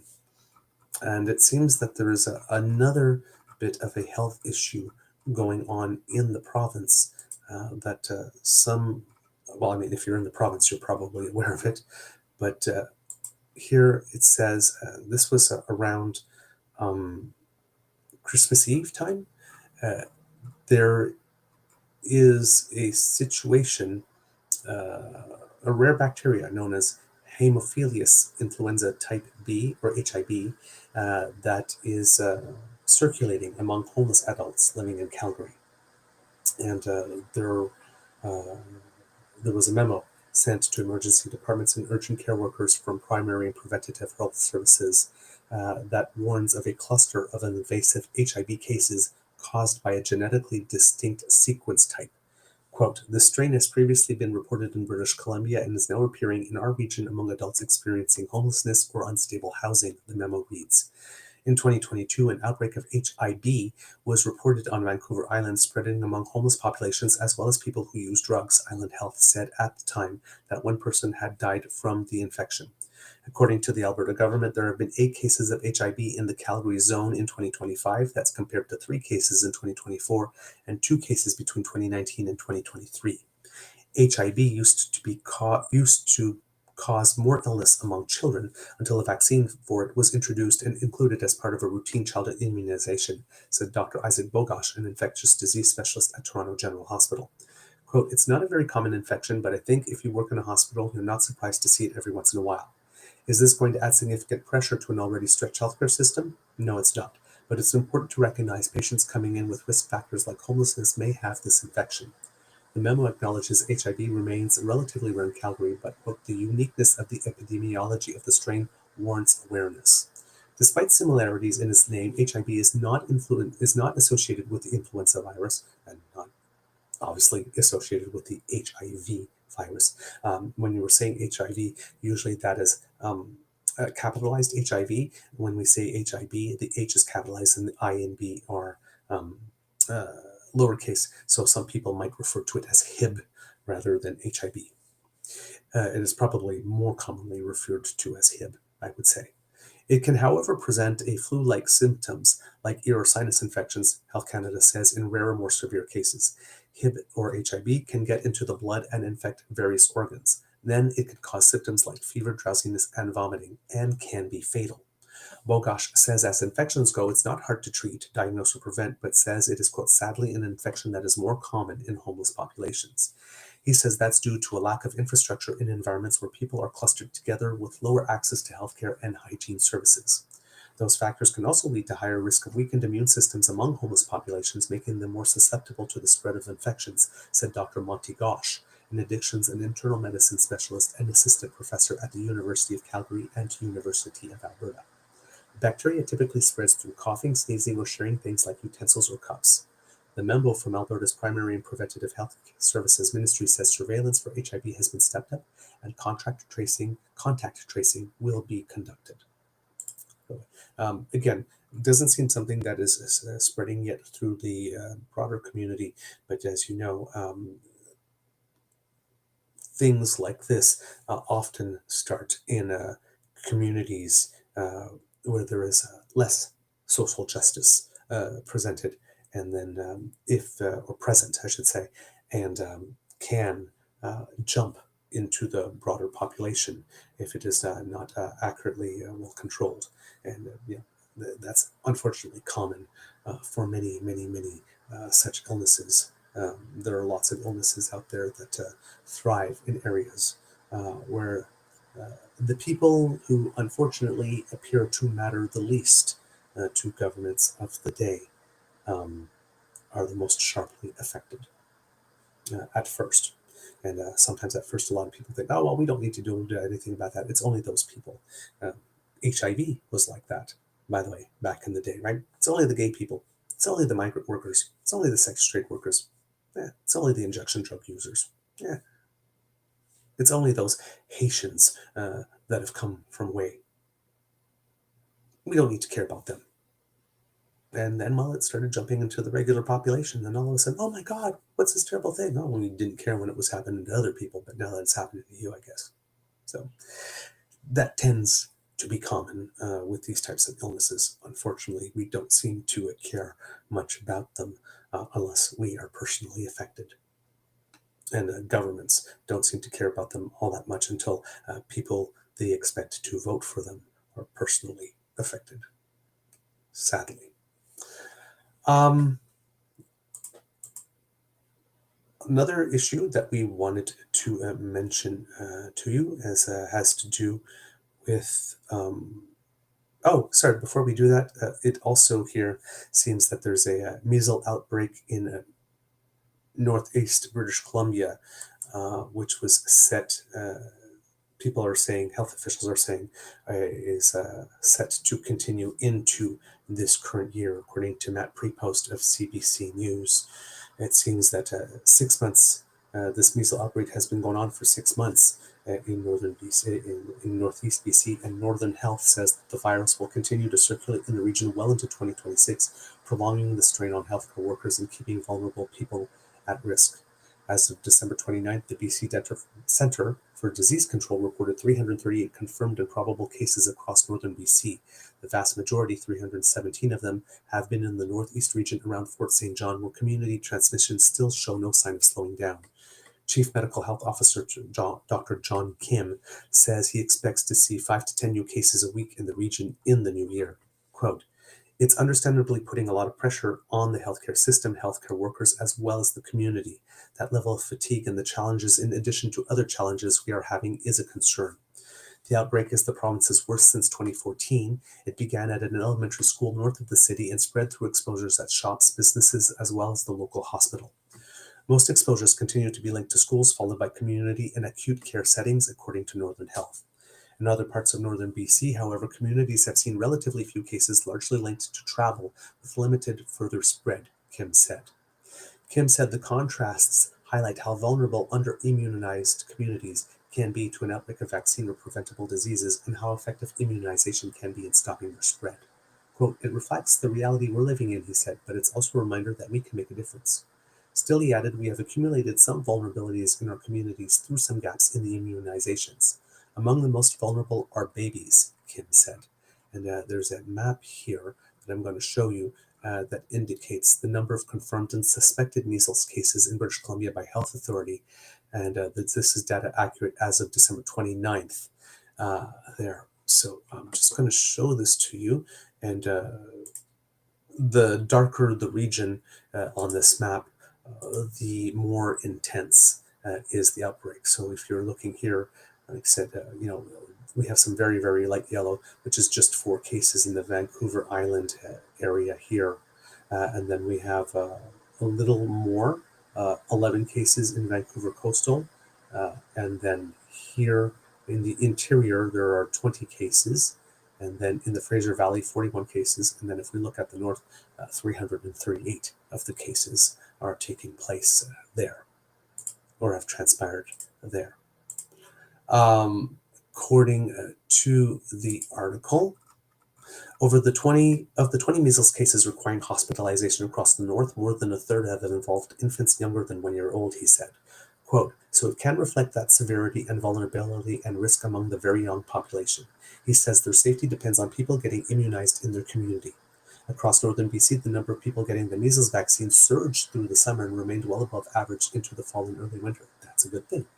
According to Northern Health data, immunization across the north increased 61% year over year in September, 137% in October, and 92% in November. In the Northeast region alone, immunizations increased 202% year over year in October, according to the Health Authority. Kim says that significant uptake gives him some optimism after Canada lost its measles-free status in November, and the country has seen broader declines in routine immunizations following the COVID-19 pandemic. Quote, "I'm hoping that we are regaining the confidence as well as the interest in immunization," he said, "that it's not just going to change for the measles, but it will change for other vaccine-preventable diseases." And the one thing that I find impressive about what is going on in northern BC is that for all the cases that we had in Ontario and Alberta when the measles outbreak was taking place there, I have never, ever, ever once seen an article that reported on what was being done to increase awareness and access to vaccines, is that also had information by how much vaccine intake had increased. I would love to know, apparently Alberta was sort of, kind of, maybe, but not really, indicating that, immunizations were there. It would be nice to see with the awareness of the measles outbreaks by how much immunization rates did increase in Alberta, but I've seen no such data proactively being offered in the media, and same thing for Ontario. But those provinces are run by ideologically conservative governments, and British Columbia is run by an ideologically more progressive government. And, well, gee, what a surprise. The data from the province that is more ideologically progressive is actually more fulsome. Surprise, surprise. What a shocker. Anyway, moving on. Going to, we mentioned it very briefly when we were talking about all the weather that we've been having, but there was a situation in the Pimiccicamak, that First Nation, that was rather concerning. and we wanted, there have been some updates as to the situation. So we will take a look at that. This is according to CBC News on New Year's Eve here. The chief of the Northern Manitoba First Nation was criticizing Manitoba Hydro after a days-long power outage had forced some residents to leave the community with temperatures dropping to below minus 30 degrees Celsius. Pimiccicamak Cree Nation Chief David Manias declared a state, or Manias probably, declared a state of emergency for the First Nation on Monday, and we had mentioned that, after power went out late Sunday evening when a power line that crosses the Nelson River about 10 kilometers north of the community snapped. The First Nation, about 530 kilometers north of Winnipeg, has nearly 7,000 residents living on reserve. Crews that were working in Pimiccicamak said repairs would take until 6 p.m. Thursday due to the remote location of power lines and the difficult terrain. Manitoba Hydro spokesperson Peter Chura had told CBC News that. The broken line was between two islands, he said. Crews and material would have to be carried to each end of the broken span via helicopter to complete the repair, which was still on track at that time to be done by Thursday. Manai says he was not happy with the time frame. Quote, "I'm very disappointed and I'm very frustrated," he told Marcy Marcusa on CBC Manitoba's Information Radio on Wednesday. "This all could have been prevented if we had the hydro line come down the highway." Hydro has previously told Pimiccicamak that it could take decades to move the transmission line and require several studies to examine the feasibility and impact. There's no guarantee that moving the transition line closer to a road would prevent lengthy power outages in the future. However, Hydro has sent further support to Pimicicamak in case the repair takes longer than recent estimates, including a 300 kilowatt generator sent from Thompson to power a water treatment plant and several smaller generators and heaters to use at local warming centers. While Pimicicamak's needs are largely infrastructure related, they also need more cots, water, food, and gas, the chief said. Pimicicamak water and sewage tanks are frozen and its main water line is at risk of freezing, he said. The community's water reservoir has also run dry. Fire and safety risks have emerged as some residents who stayed behind have been using candles and small portable heaters to stay warm. Quote, "Families are freezing. Our homes are without heat and electricity in extreme winter conditions," he said at news conference Wednesday afternoon. "This is now a human safety issue, not just a power outage."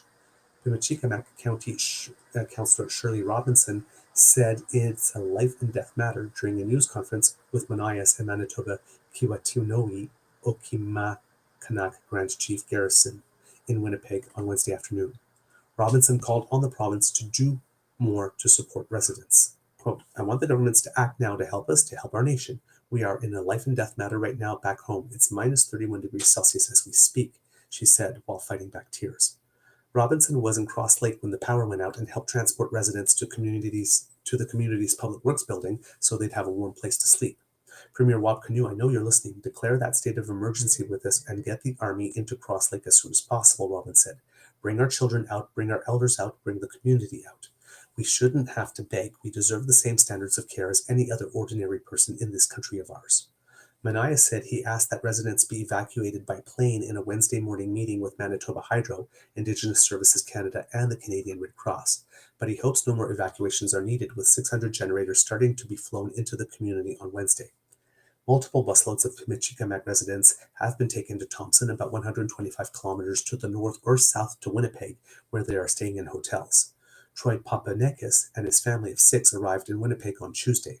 They kept warm the first couple of nights without power by snuggling up close together in one room using a 3-wick candle and body heat after their generator was frozen and not working. They ended up going to the public works building before being evacuated.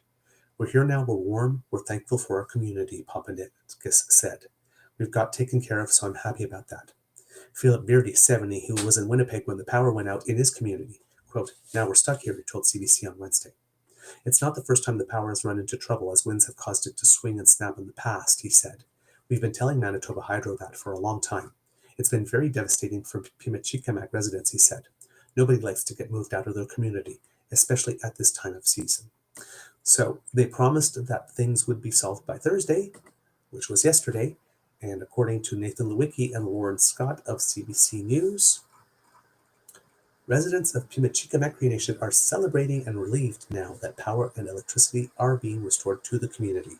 Manitoba Hydro has repaired a broken line that caused a widespread outage. On Thursday, it began restoring power to homes in stages, nearly 4 days after the down line left community members without heat in freezing winter temperatures and prompted a state of emergency. Quote, I seen my outside light on. I said, praise the Lord, we have light again, said Brenda Monias, who remained in the community for the entire duration of the outage. She was overjoyed with the return of light and warmth on New Year's Day. Quote, it's very good, and I'm happy for my grandchildren so they won't be cold. Manitoba Hydro spokesperson Peter Chura said crews have completed repairs to the downed power line. He said power will be restored throughout the First Nation community Thursday as the utility gradually re-energizes customers. The utility is turning the power back on in stages because doing so all at once could overload and damage equipment and prolong the outage. Power is expected to be fully restored to all customers in the community by sometime Thursday evening, he added. On Sunday night, lights went dark and heaters went cold in the northern Manitoba First Nation, located about 530 kilometers north of Winnipeg, when a power line that crosses the Nelson River snapped. And then it goes back to recounting some of the stuff that was in the previous story. Let's see, what else do we have? During the outage, community members rallied together to provide warm meals and shelter to residents. Loretta Ross, for instance, made food for more than 1,000 people. It was minus 30 with the wind chill here, but people were just lining up and they got hot meals, which I'm thankful for, Ross said on Thursday. Brenda Monias echoed the community spirit. We are survivors. Anything comes our way, we help each other, she said, thanking frontline workers from the grocery store to the nursing station and community volunteers who went home to home, checking on people. Very important to do that. Hydro personnel will remain in the community to ensure that the power supply remains stable, Shura said. The utility is also supplying Pimiccicamak with a large generator to get its water treatment plant back up and running, as well as generators and heaters for the warming centers until residents are able to return to their homes. Despite the completed repairs, Chief Monias said evacuations are still going on for elders, babies, and vulnerable people with medical concerns. So good to see that the power is back on, but yes, it's probably a good idea to maybe start considering a more permanent and a stable solution with regard to that power line. All right. What else do we have for you today, kids and cubs, in the news? Oh, a little look stateside for a couple of seconds, kids and cubs, because there had been some interesting developments with regard to something involving President Donald Trump, or IQ 47, as we like to refer to him here on this show. As you know, he was being investigated in his first term by special counsel Jack Smith, and basically all the investigation and whatnot got blown up when he got when Trump got reelected, because there was going to be no way in hell that any Department of Justice that was under the authority of Donald Trump would actually allow these charges, any charges to go through or any court case to happen. But there's been a development. This is according to CNN. And let's see, let's give some credit. Hannah Rabinovich, Tierney Sneed, and Casey Gannon are the journalists involved here. The House Judiciary Committee on New Year's Eve released a transcript and video of its closed-door hearing with Jack Smith, the former special counsel, who led the two, and here they say, the two failed prosecutions of President Donald Trump. I do not like that verb in this because the prosecutions are not failed. Right? It wasn't a failure of Jack Smith or from shoddy work. It was two canceled prosecutions of President Donald Trump. That's precisely what happened, if we're using the precise verb. The deposition conducted earlier this month lasted more than 8 hours, during which Smith was grilled by lawmakers over the twin criminal investigations into Trump, one probing the mishandling and retention of classified documents, and a second inquiry into his role in attempting to overturn the 2020 election. Quote, the decision to bring charges against President Trump was mine, but the basis for the 9 of those charges rests entirely with President Trump and his actions, as alleged in the 10 indictments returned by grand juries in 2 different districts, Smith told the committee. Republican lawmakers have lambasted the investigations as alleged weaponization of the justice system against the president and his allies, particularly criticizing Smith for subpoenaing the phone records of lawmakers who spoke with Trump about the election scheme. Giving testimony was a significant risk for Smith, as Trump has called for him to be prosecuted. CNN has reached out to Smith for comment. Here are the highlights of Smith's testimony. The GOP-led committee grilled Smith on his office's move to obtain toll records for members of Congress, meaning phone records showing whom lawmakers had called and the time of the calls. Toll records do not provide the content of the phone calls. Smith said that evidence was very important for showing Trump's alleged criminal intent in the election subversion case. Quote, having a record that is a hard record about a time and the timeline of that afternoon was particularly important because the violence had started. The president refused to stop it, Smith said. He endangered the life of his vice president, and then he's getting calls, and not calls from Democrats, not calls from people he doesn't know, but calls from people he trusts, calls from people he relies on, and still refuses to come to the aid of the people at the Capitol, he said. Asked about calls from lawmakers for, quote, accountability because their phone records were obtained, Smith said Trump was ultimately responsible for their records being subpoenaed. Quote, these records are people. In the case of Senators, Donald Trump directed his co-conspirators to call these people to further delay the proceedings. He chose to do that. Smith also faced sharp questions about whether his pursuit of lawmakers' toll records violated the Constitution's speech or debate clause, which shields legislators from certain law enforcement actions related to their legislative duties. Smith said his team consulted with Justice Department experts and that he was not aware of court precedents that would have prohibited those subpoenas.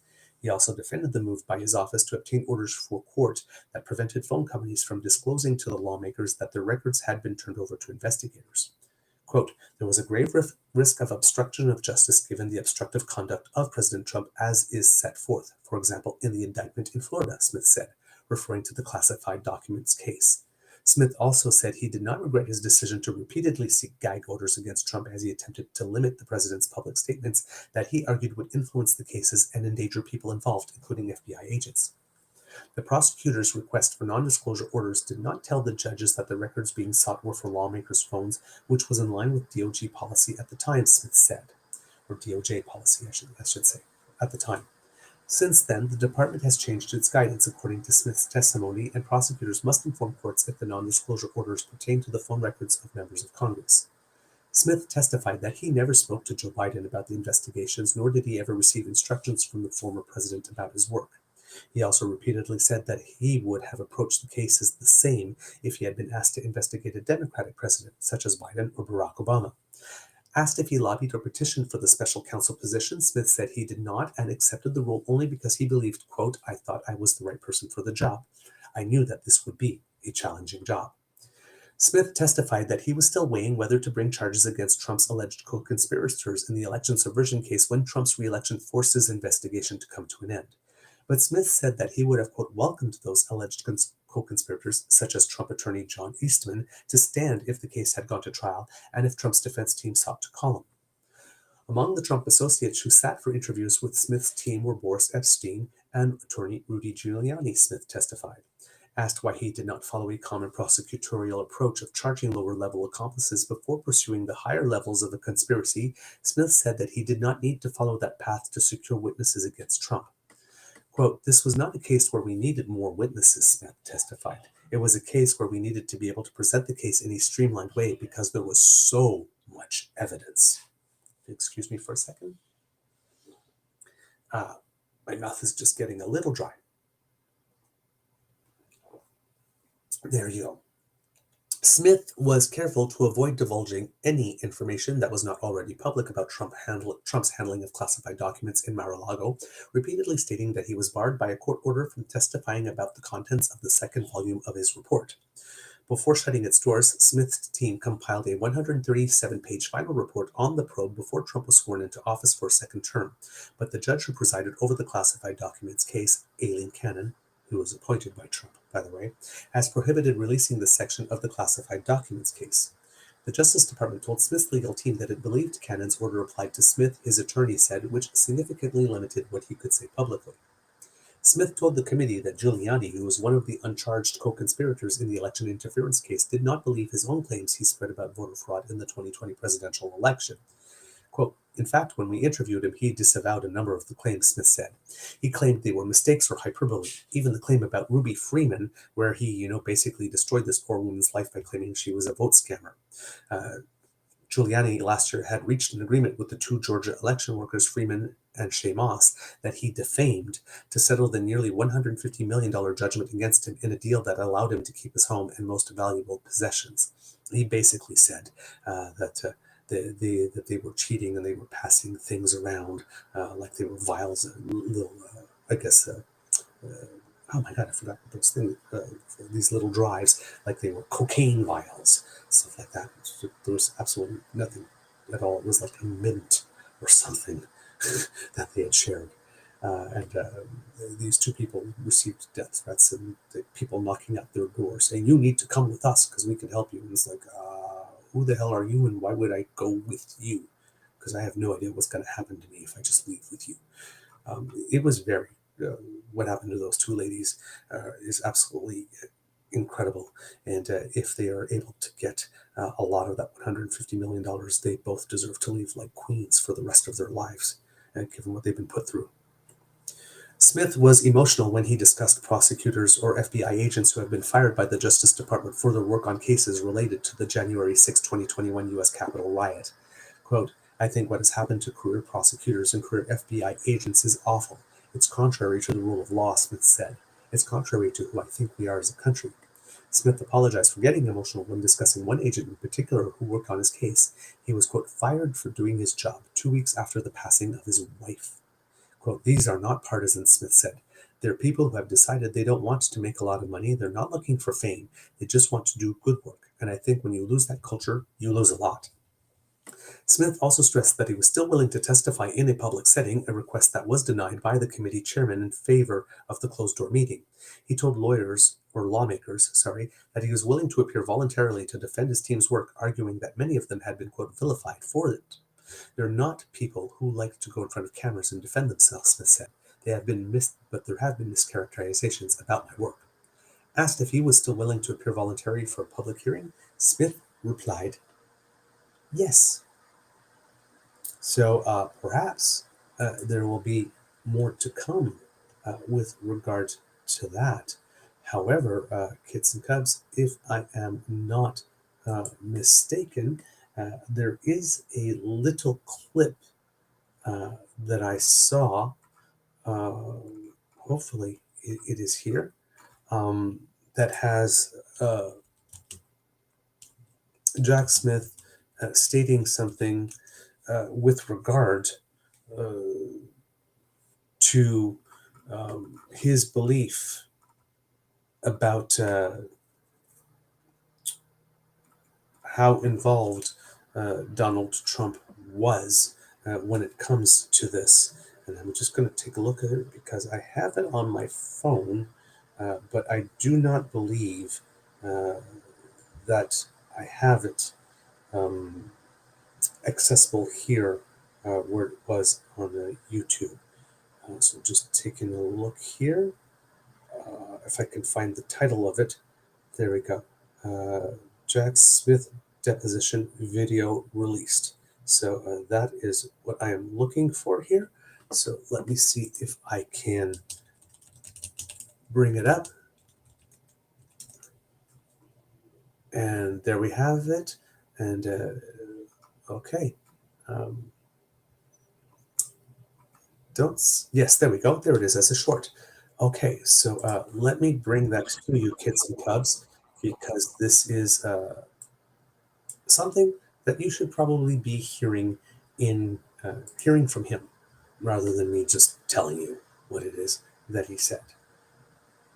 But here we go. I'm going to share it. It's the framing is whoop is vertical. "The decision to bring charges against President Trump was mine, but the basis for those charges rests entirely with President Trump and his actions."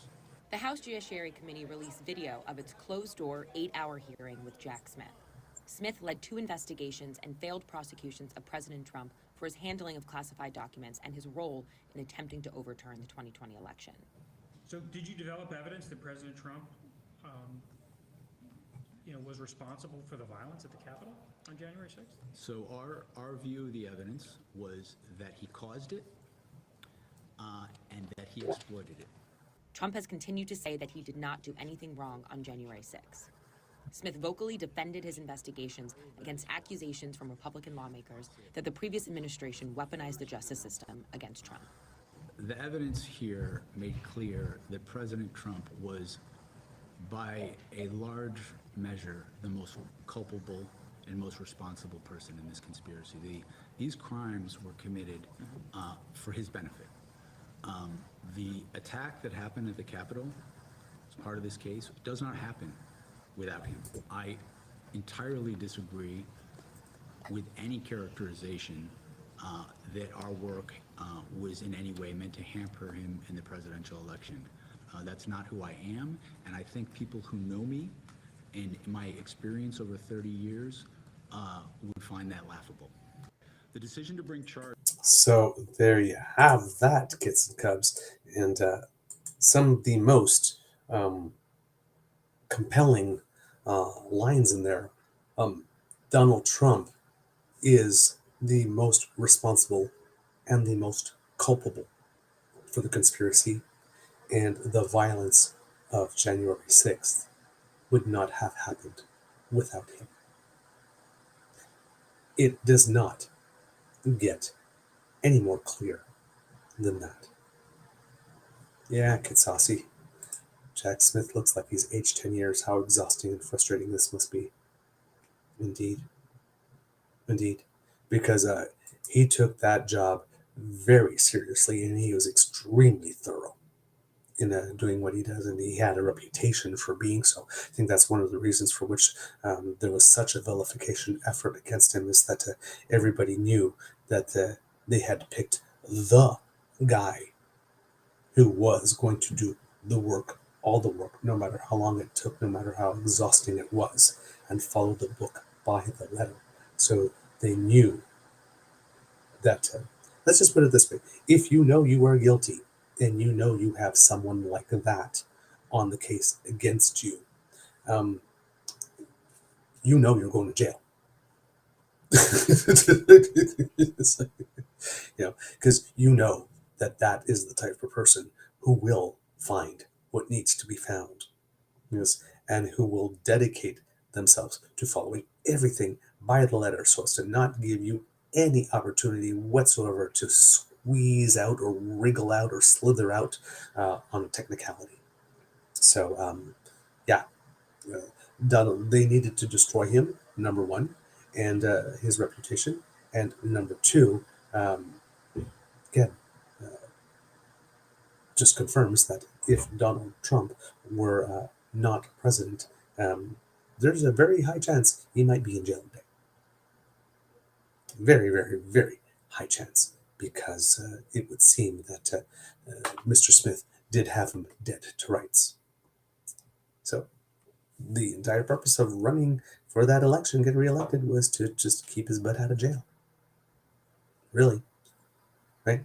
When he stood in front of that crowd and says, I don't care about you, I just want your vote. He wasn't lying.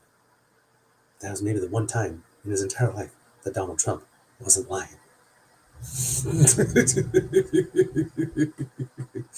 And exactly, Kit J. Crick.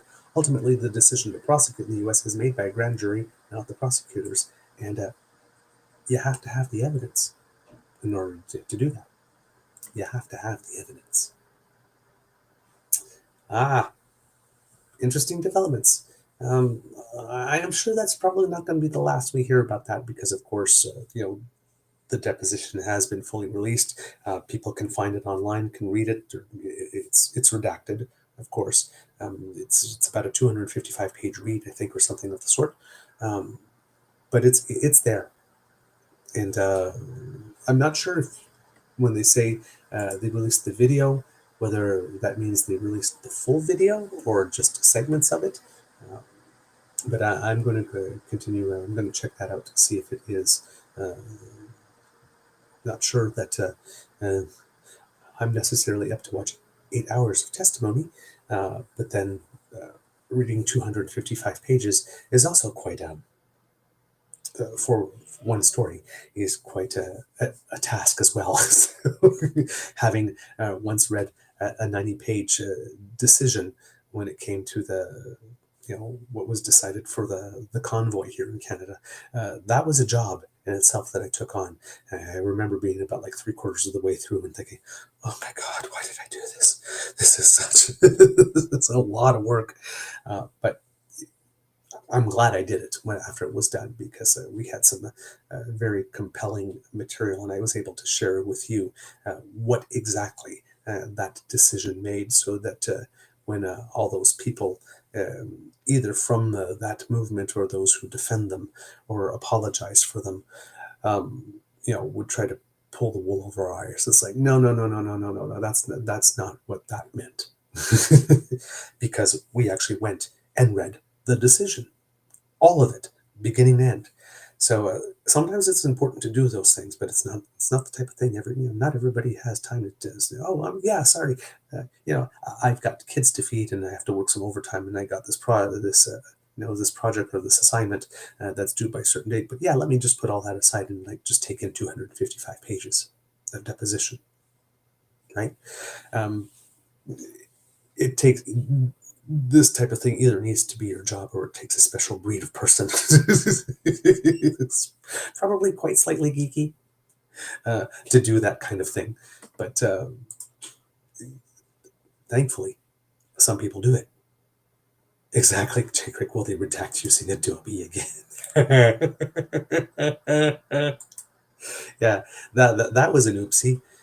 For those who are not aware, it seems that when there were some documents that came out, they put these black bars, and apparently there was a way to copy and paste and put it in another software. And then when you copied and pasted and put it in the software, everything that was behind the black bars that was supposed to be redacted became visible, and everybody was able to see what was kept hidden. I think that had to do something with the Epstein files, if I remember correctly. So yeah, who knows? Somebody should try it just to see, because these people are not particularly quick learners. Just saying. All right. Coming back to home, there's been a rash of moments that happened yesterday online that struck me as, like, individually, each one of them is not such a big deal, but taken all together gives you an idea of the vibe and the mood within the Canadian conservative movement. And again, I want to precise that when I talk about the movement, I'm not talking about individual voters who vote conservative, but I'm talking about the party, talking about its media apparatus, the people like Brian Lilly and Lori Goldstein, and, the people that just, always shell for them, their online influencers like Jingle Bells and Pleb and, Mario and all of them. And then everybody that all the pundits that they send out onto the shows to explain away or tell us what Pierre really meant, when we can hear him and we know exactly what he meant, right? But to reinterpret what is said to make it more publicly acceptable.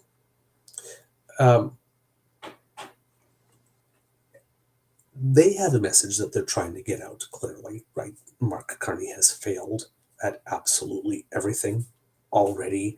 The ghost of Justin Trudeau is still waiting to come out and pop out from behind a tree or a rock in order to do something terrible to you, and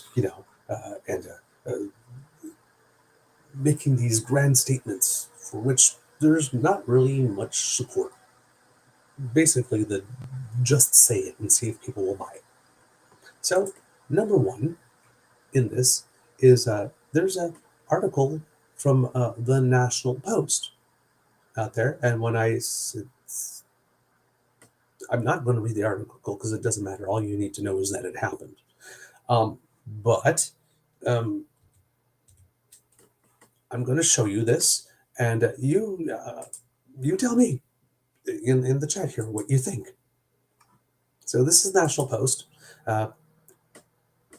We know that National Post is owned by Chatham Asset Management, or majority owned by Chatham Asset Management, which is based in the United States, a very pro-Trump Republican thing. And so anytime you see something with the National Post, you always have to preface it.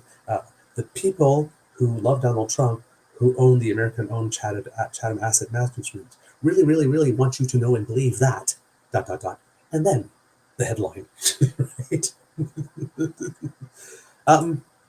Here's this. A tweet, National Post, with a picture of Justin Trudeau and Katy Perry together, and it says, while other past prime ministers have largely quietly exited the spotlight to seek out whatever degree of private citizens' life is available to them, 9 months after his departure, Trudeau can't seem to stay out of the limelight. Kids and Cubs, does that sound like anything that is absolutely tethered to any observable reality that you have noticed so far? Have you noticed Justin Trudeau desperately seeking the limelight since he has left? Anyone? Yeah, crickets, yeah, right? He's been actually conspicuously absent, right? You got Aaron O'Toole popping up as a party leader all frequently, opining on things. Recently, he actually put out something saying that he believes that Mark Carney should keep doing what he's doing, which sent a whole bunch of conservatives losing their minds. Of course, you had Jacques Chrétien just giving a year-end interview talking about all the stuff, right? Said, the United States never followed the rules on trade. You had the Prime Minister Jacques Chrétien heading off to Ukraine. We haven't seen Justin Trudeau really anywhere all that much since he's left. But we keep on seeing his face all over the media, particularly with stuff having to do with Katy Perry, and it's sort of like, you guys can't stop reporting on him. You guys can't quit him. You guys choose to put him in your newspapers again and again and again. And then you take that and you say, he's the one that's seeking the limelight. Yeah, Linda, we saw him at Canadian Tire. Yeah, we did.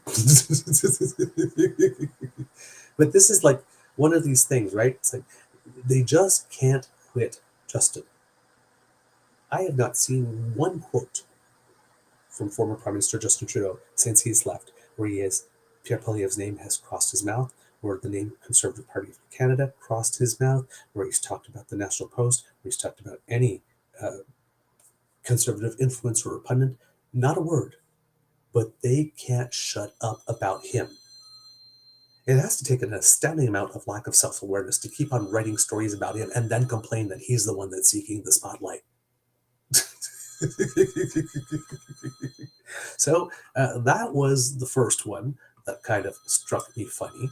And remember, and this is all coming out at about the same time, right? Then we have a conservative MP who tried something a little weird. You know how I've been mentioning again over the past few days that it seems that there is an army of people within this conservative movement that seem to be completely dedicated to creating this narrative for Pierre Poilievre. There's a lot of people trying to hold this guy up to make sure that he stays upright, he stays vertical. Such a strong leader, we show you that thing with Pleb blowing so much sunshine up his butt you couldn't see your hand in front of your face. It was so bright. Here's one. This is a conservative MP. And so right? The whole thing with the Conservative Party, right? They tail their MPs. They collect opposition research on them. You cannot undercut the leader whatsoever. All this kind of stuff. Sorry, this is not a Conservative MP. Sorry, I made a mistake here. This is one of the political sycophants at the Winnipeg Sun during the Sunshine, whose name is Royce Coupe. And here he states, now we're talking about a journalist, allegedly, here. So, we have certain expectations for journalists when they make statements. Let's look at the statement. It's obvious to me that Pierre Poilievre would have handled the situation with Trump better than Carney has. At a minimum, he would have had a deal to provide tariff relief by now. How could it have possibly gone worse? Carney's approach has been performative, contradictory, garbled, ultimately a failure that's gone nowhere. We've heard all the excuses, but in a democracy, politicians have to be held responsible when they fail to deliver on what they promised. Oh boy, there is a lot to unpack here, kids and cubs. All right. Let's take a look at this. It is obvious to me that Poilievre would have handled the situation with Trump better than Carney has. Now that, to me, is a very interesting statement because notice in that there's absolutely not a single word about how it is so obvious that Pierre would have done that. At a minimum, he would have had a deal to provide tariff relief by now. No tactical insights offered as to how PP would manage to accomplish that. Accomplish a thing that nobody else on the planet has also been able to do. No tactical insights. But it's obvious to him. Carney's approach has been performative, contradictory, garbled, ultimately a failure that's gone nowhere. I'm seeing lots of adjectives to describe Carney's approach, but no specifics about how anything he's done is performative, contradictory, garbled. We've heard all the excuses, but in a democracy, politicians have to be held responsible when they fail to deliver what they promised. Pierre didn't deliver a win for his party or his own seat. Where's your accountability there, sir? Because right here, you're trying to create a scenario, this fantasy scenario that is not tethered to anything in observable reality, that Pierre would have accomplished something that nobody else could do, but you have nothing to offer as to how practically he would have gotten there. It's so obvious to you that he would have, but you can't say how it's obvious, what special skill set or secret magic power that Pierre would have had that made this so obvious that he would have been able to do something that nobody else can do. We dismiss Carney's approach as just a failure. It's a this and that, but no specific examples of how. Pick a date, pick a time, pick a quote, pick a promise that he made, pick something like this, and go down into it. Let us know how it is and how all that was. No, it just was. Just say it was performative, and it is. And then we need accountability when you fail. In a whole tweet that is meant to fluff, again, a guy who failed, for whom clearly he's not demanding any accountability. He's trying to elevate him. All in 280 words, characters, or less. Absolutely astounding. Then we get Sorry Lori from The Sun. And then he has another interesting take on stuff. Let's take a look at that one. To those claiming Mark Carney never said he would get a trade deal with Trump. In fact, he said he'd get a deal that was better than Kuzma. Quote, we will get an ever better deal. ... So he said other things. As we speak, our team is negotiating. This is not just words. We will get a deal. Well, gee, Lori, I guess you nailed him. You nailed him. You found that quote. Yep. Nail them. Except that, again, they always only tell half the story. Mr. Lori never mentioned by when IQ47 said that he would have a better deal than Kuzma with us. The deal that he said was the best deal ever, but suddenly is not anymore. He never notes that IQ47 twice left the table, and he never questions why Mr. Art of the Deal can't manage to get a deal done with Canada, which again, probably one of the easiest nations on earth with which to get a deal. Nope, it's all on one side. Hold on, kids and cubs, for a second. I'm going to have to turn off the volume. It seems that I'm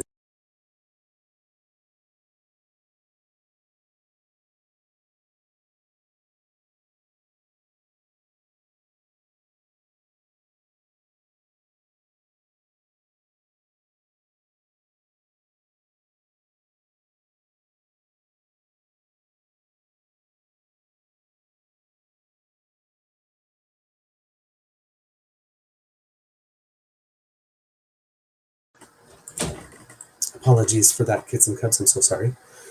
All right, and the next thing I had for you on that front is another one. Again, another national post. They seem to be on a bent here with this, but here we go. We'll put that there. And this one says, Canadians are growing impatient with the lack of progress in Canada-US trade relations, a new Leger poll suggests. Yeah, we are impatient. But who are we impatient with? Why are we impatient? And no framing, right? Trump's fault. He doesn't want a deal. He wants the drama. He's the reason we don't have one. It's not because we haven't been willing to make one. But yeah, they're at it there. They're at it there. According to Leger, oops, there you go. That's not going to work right now either for me. So take a little step here. Hold on. Make sure I got the article correct. And nope, see, fortunately, not a lot of people seem to have taken the bait on that one, to want to read it, because it seems to be completely behind paywall with regard to the results of the poll. But it's just this constant drumbeat, just constant drumbeat. They can't quit Trudeau. Carney is a failure. They can't tell you why. They can't tell you how. Yes, but trust us, he is. Pierre would have solved this. They can't tell you why. They can't tell you how, but trust them, he would have. And people are getting impatient. That's all we get. Very similar to what I was pointing out in a previous episode about the question that both Mark Carney and Pierre Poilievre got from Donna Friesen with regard to affordability. And, the Prime Minister was able to speak for about 3 minutes on that answer. He was able to give some specifics and some details, talk about some strategy, talk about some tactics. And Pierre Poilievre only able to talk about the issue for about 20 seconds before he veered off and started talking about immigration. That has nothing to do with affordability, really. While still claiming we have rampant immigration when all the data shows that population decreased by 0.2% last year. Right? This is... Somebody made a comment to me on the chat. It says, when did you guys become such like Carney is the best and PP is always bad type thing? Like I used to love your content. And it's like, well, okay, if you say you used to love my content, that may be the case. I don't ever recall you ever piping up to let me know that you like my content. And I know online that's a typical trope. Oh, you used to be good, but it's like, you've never listened to me before. I don't know who you are. Like, if any of you, Dan Fam, had ever told me, like this, I used to like your content, but I think that you're taking a bad turn, you've gotten more sensational, all that kind of stuff, I would take note of that. But this is a person whose name I don't recognize, I don't recall ever having any interaction, who apparently loved the show so much, but now, oh my God. And it's like, dude, have you not been listening to the show? I mean, we have been highly critical of Prime Minister Carney with regard to how he's treated First Nations and not involving them on the ground floor. We have asked many questions about the lack of very distinct affordability measures and support measures, income support measures for people in industries specifically affected by the tariffs. We've talked about the lack of a clear vision on his environment competitiveness. He hasn't still given that speech yet. We've talked about the fact that, that there is a lot of stuff that he's doing internationally to get us and to reorient the economy. But it seems that domestically, there may be some things that are falling by the wayside. We've mentioned how there seems to be some lack of a general affordability action for overall Canadians, but also putting in the context that maybe we're waiting for the other shoe to drop in case, Trump does a number on CUSMA this year, to not pre-spend that money because money is really limited, but he's not speaking to it much. We've talked about the farmer care deals, how it seems that they're continuing what they have now, but the vibe seems to be that they don't seem to be really wanting to follow up on that so that we have the same system from coast to coast to coast. We've been highly critical on many times of the current prime minister, and we've asked questions. So again, right, I used to like your content, or you used to be good. Well, if you did, then it seems to me that you would have a larger sampling size to base this opinion upon. And if that was the case, there's no way you could possibly have that opinion reasonably. So there's this, like I said, this particular movement seems to be spinning its wheels a lot in offering the same type of stuff, right? These broad general statements. But as soon as you start pressing them, how, why, what do you mean? Can you give me an example? There's nothing. There's absolutely nothing. It's just empty word pablum. Because that's a lot of work going into maintaining the illusion that Pierre is somehow effective, right? They'll latch onto the one abacus pole that shows them tired or leading by one, and then it's Poilievre is back and the Liberals are in free fall, and it's like, no, it's all you've done is confess that you don't know how to read a poll. Thank you very much. So it's exactly, get Linda in. The trolls should exhaust themselves once Laura's show goes to 3 times a week. If you ever watch Laura's show on YouTube, and if you check out the comments, there is one particular person who seems to have dedicated his entire life to posting negative comments on her feed. Again, pity that person, because that literally is their life at the moment. But I find it very, very hard to believe that all of this is organic. Let's just put it that way, because there's a lot of time and energy and effort that's being put into that, and resources like this for it to be organic.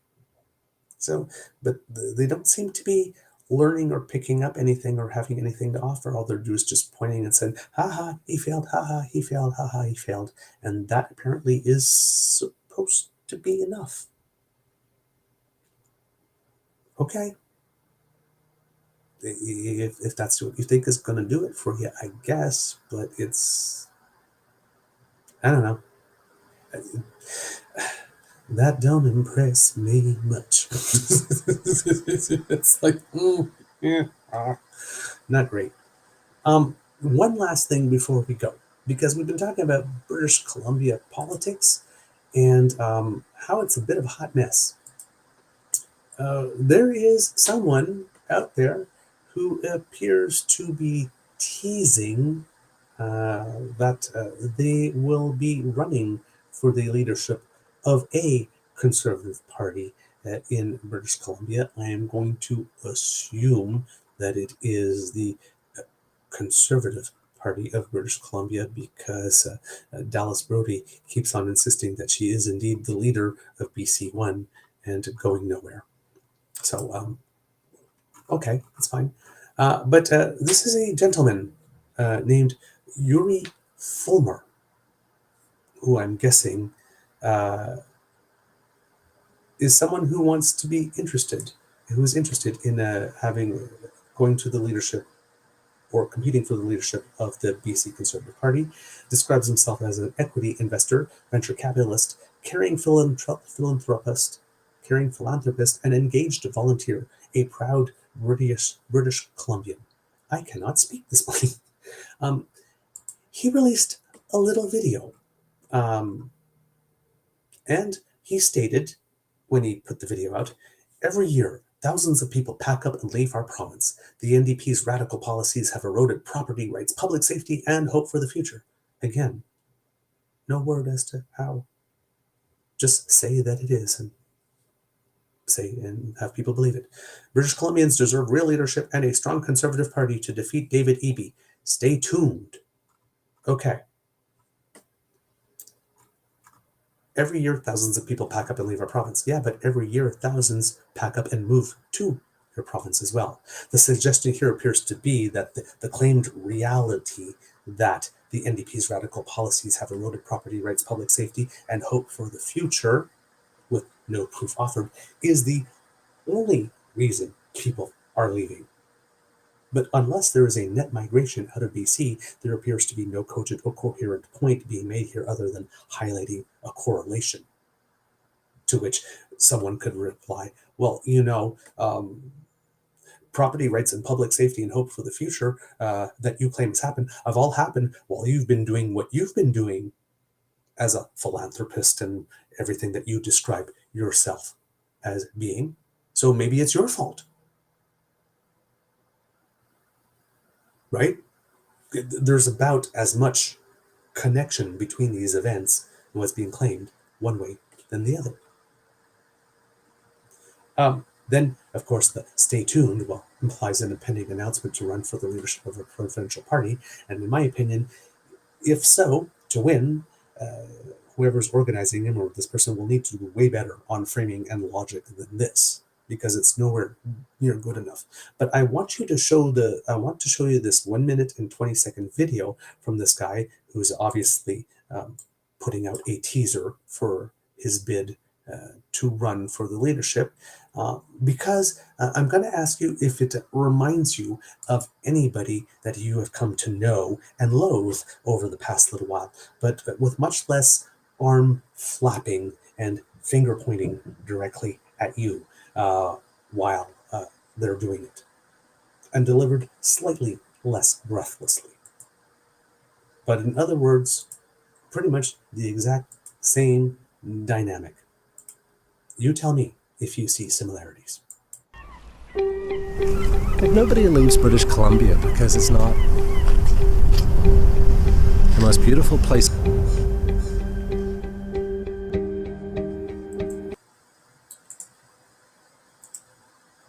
So, remind you of anyone?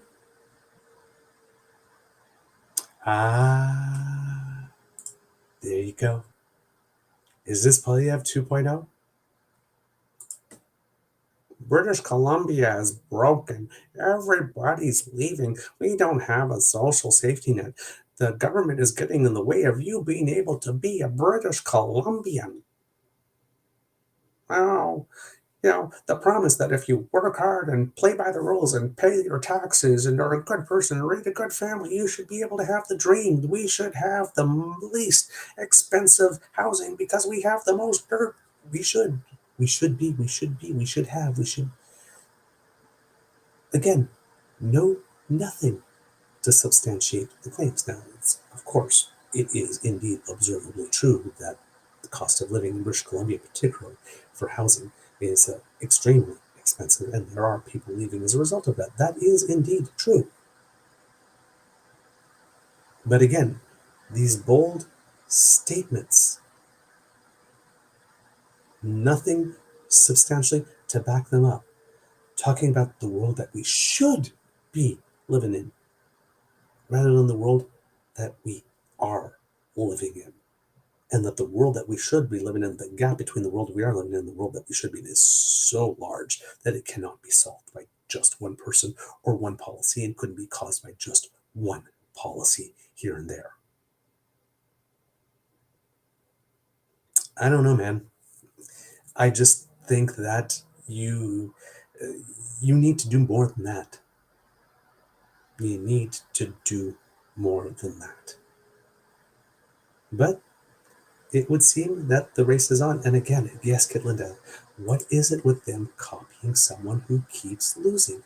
I guess he's thinking that if he has the same message, but delivers it more calmly and is not as dickish about it, that maybe it will pass better.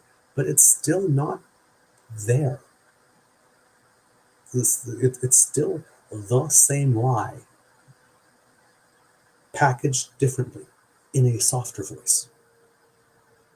But it's the same lie, and it's the same tactic. We'll see how this goes for Mr. Fulmer. Clearly an outsider, looking to find his way in to politics and accomplish what it is that he wants to accomplish. But again, as far as I'm concerned, if you start with a lie, and if you start by trying to deceive people into believing that things are different than they actually are, you can't do that. I mean, I guess you might be able to win the leadership of your party, but I don't understand how it is you think that that is going to bring you to the place you need to go to in terms of making a larger, a broader, and wider appeal. Then we have, I guess, someone who was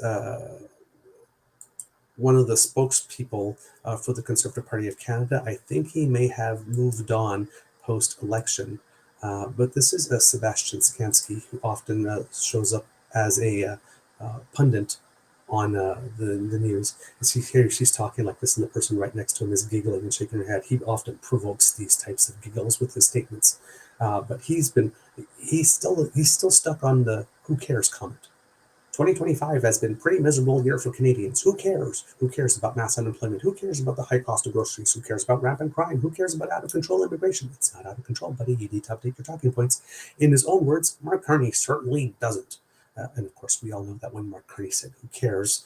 They're talking about like, who cares about the daily drama every day? Talks to me. Did Trump call? Did Trump call? Did he return your calls? Do you like your calls? Does he like you? Are you still friends? Blah blah blah. It's just that stuff, right?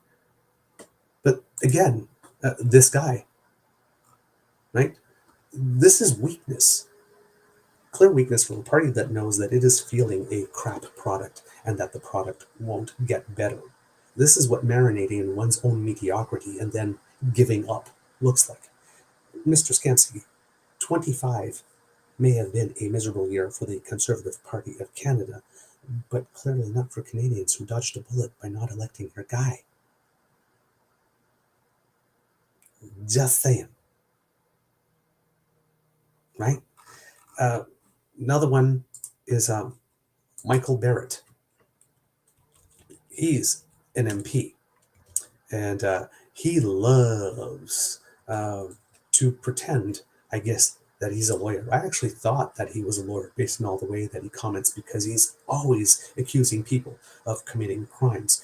But turns out he's not. His background is in human resources management, apparently, or something of the like. Well, he had a tweet where he posted something of himself in the House of stating, Canadians need to know that every decision the Prime Minister makes is in the national interest and not in his own financial interest. Yesterday at committee and blah, blah, blah, blah, Brookfield. So in his tweet, he writes, when Brookfield makes money, so does Prime Minister Mark Carney. His so-called ethics screen doesn't even cover 1,900 Brookfield companies he can profit from. Canadians deserve a PM focused on the national interest, not his own bottom line. And again, I'm reading this and I am thinking to myself, Mr. Barrett actually has no way of knowing this, unless whomever is managing the Prime Minister's Blind Trust has been leaking information to Mr. Barrett. To actually state, when Brookfield makes money, so does Prime Minister Mark Carney, when this guy has, and that Mark Carney is essentially serving his own personal interest rather than the national interest, that's a very bold and inherently dishonest and duplicitous and potentially illegal statement to make publicly and state it as a fact. I repeat, Mr. Barrett has absolutely no way of knowing what Mark Carney owns. But he's talking and speaking as a fact, like he does, and is making the claim that Mark Carney is basically skewing things to make himself richer personally and making Brookfield richer personally. These are highly irresponsible statements. And this is made on X. So it is actionable if somebody wanted to do that. There's no proof offered. Just say it, and we'll take care of the rest. It's all very Trump. Yes, Carney should sue. Carney should sue. All right, kids and cubs, that's all I got for you today. That's the end of this episode of the Daily Beaver Morning Show. We hope that you love listening to us because we love making this for you. Remember, sharing is caring and word of mouth is priceless. So please tell your peeps and poops all about us. We really love it when you do. Now, kids and cubs, if you would like us to help you, we have our pod page available to you. podpage.com/the-true-north-eager-beaver with a hyphen between each one of those words. And I'm going to switch it up because since we don't have the podcast thing set up, I won't say pop this into your ears because there's nothing to go there to pop in your ears that's more recent unless you want to listen to our back catalog. But our videos are there as well. But if you want to have easy access to the whole list of everything that we do, because the videos are there as well, and you can either go to our YouTube page, but Podpage is another resource for that. And hopefully soon enough I will be able to keep on saying that you can go there to get the audio versions of our shows, which I'm hoping to be able to work on hopefully in January. I would really love to be able to live in a reality where I can learn all of this and start working on this before January ends. So fingers crossed on that, because we really need to get that fixed. All right. In other ways that you can help us, kids and cubs, is by going to the True North Eager Beaver Media Incorporated YouTube page. Boom, like that. And we have some buttons for you, like, share, and subscribe, that you can click on. Please do. It really helps us with the algorithm, helps us be better known. What we do gets more visibility. For the first time ever, I saw in some sidebars on YouTube and in suggestions content for us. Look at this short or look at this episode, and it was there. So if I'm starting to see it, sometimes when I'm on, clearly it is working, because I had never seen it until recently. Other people had told me that they had, but I had never seen one. And, I check out our page a lot, actually, because I'm managing it and stuff, right? So it is working. What you are doing is working. It is making us more prominent. So if you want to help spread the beaver, but we would really appreciate that. And thank you so much. It makes us so happy when we see that the word is getting out. Kids and cubs, we also incur some financial costs to bring this show to you. So if you would like to help us with that, we would be very grateful. And you can do that by going to our coffee page. That's ko-fi.com/eagerbeaver, all in one word, where you can do your bit to make sure that your favorite beaver remains nice and moist for the new year. Yes, let's start the new year off nice and moist. Because a moist beaver is a happy beaver, and I really like being a happy beaver. So a couple of toonies and loonies in our tip jar goes directly into this cup and keeps me very happy. There we go. Thank you, kids and cubs, for everything that you are able to contribute. Remember, we also have membership on our YouTube page, and super chat if you would like to donate that way. Every penny, every nickel helps.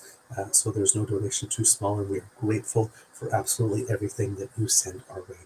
Thank you. And if you're doing the Buy Canadian thing, truenortheagerbeaver@gmail.com allows you to do a direct bank-to-bank transfer that doesn't give a share of your donation to the US CE Tech Bros. In fact, that share comes to us, so your beaver buck goes further and you get more show for your donation. So we thank you so much for all the ways that you are able to help us. And if you're not able to contribute financially because times are tight, and we understand that, we still want you to contribute by letting us know what you think about the show, giving us some story suggestions, sending us some articles you think we must be aware of, or some guest suggestions, or by going to the posts section on our YouTube page and responding to the questions for our polls to prepare our year-end shows.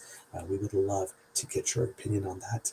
And hopefully, I'm going to try to find more ways to have more interactive elements like that over the course of this year, so that I can get more of your thoughts into the show. So, if there's anything that we've spoken about today on which you have a strong opinion, write us a short little letter and share your opinion. And let us know what you think, and we can share that on the show as well. And let people know not only what we think, but what you think as well. Okay, that would be absolutely wonderful. It would be a lovely addition to the show. And again, of course, kids who cook, if you're cooking anything, and if you just have some good news, some good stuff that happened to you, so that we can celebrate in your joy as well, because you share in our joy a lot, and we would like to be able to return the favor when good things happen to you. We like to cheer for you and root for you as well, and celebrate you. So please let us know. Given the amount of sad news and tough news that we read on a daily basis to bring this to you, receiving an email from a kid in the cub saying, this fantastic thing happened to me. My daughter graduated, or got a promotion, or I just finished, this artwork that I've been working on for the last month, and I think it's perfect now. Or I sold a piece of art, or I wrote something and it's being published. Or all the things that you're involved in, that you do. I crocheted something for the fair and it sold. That money went into a charity or something. We want to know that stuff, right? It helps brighten our day, because sometimes our days can get a little heavy.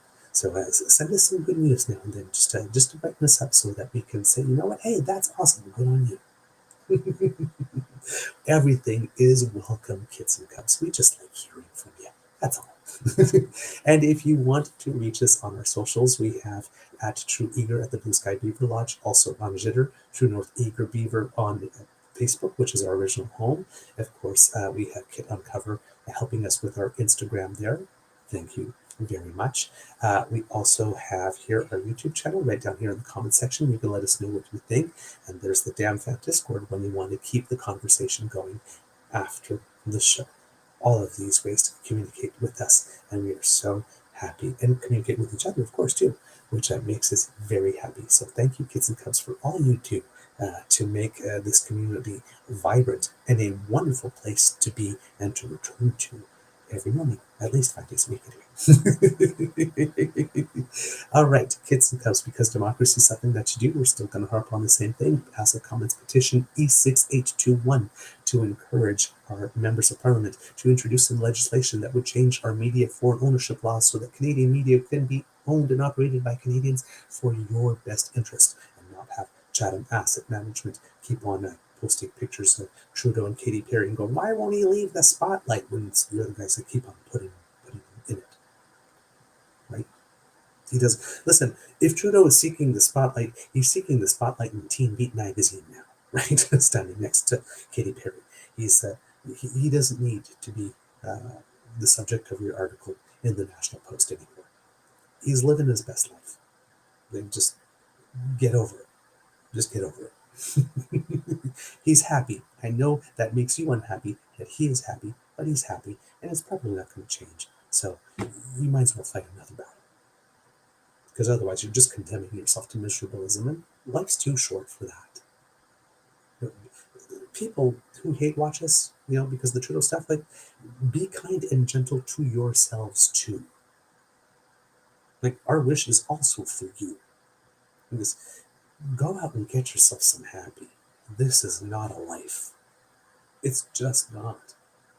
The world is a bright, beautiful place. There's with lots of interesting people and interesting things to do, and things to taste, and music to listen to, and people to talk to. Just go out and live life, man. Go out and live life. Life can be so much richer than what it is, the small little prison that you are confining yourselves to, of being angry and outraged all the time. Life is not supposed to be that hard or miserable. Life is hard, but it's not supposed to be that hard. So just make a New Year's resolution. Just go out and enjoy life for 2026 instead of marinating in miserableism. It's not worth it. It's just not worth it. You will not look back on this time 20 years from now and say, you know what, I should have posted one more shit post. That would have made that. You will never say that. So go out and make happy memories.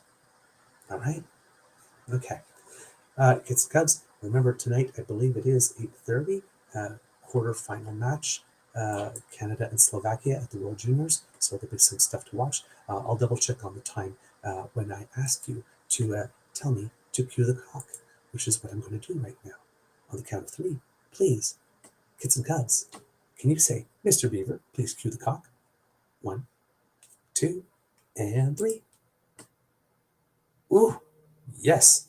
Ooh, that was said with a little bit of authority and firmness, Kids and Cubs. So absolutely, here you go. You are listening to a True North Eager Beaver Media Incorporated podcast. The True North Eager Beaver podcasts are proudly brought to you by our founding sponsors, the Misfit Mysteries from Corvid Moon Publishing, your source for science fiction, fantasy, and cozy mysteries featuring a broad diversity of characters, CanadianTarot.com, their uniquely Canadian online eclectic tarot community, and The Peppermaster, hot pepper sauces made from farm-fresh ingredients to thrill your taste buds and expand your mind. We are grateful to the Crier Media Network for its support, Pete Jarvis for our artwork, and Paul Joseph Something for our opening and closing sequence music.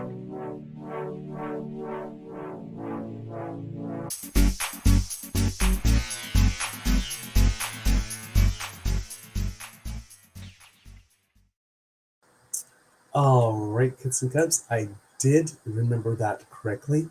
It was indeed at 8:30 tonight, Eastern Time. So get out there and give a cheer. We're in those playoff matches. They matter. They matter now. These are the ones. One little bit of news, Canada and Kids and Cubs, damn fam, about Canadians who make us proud.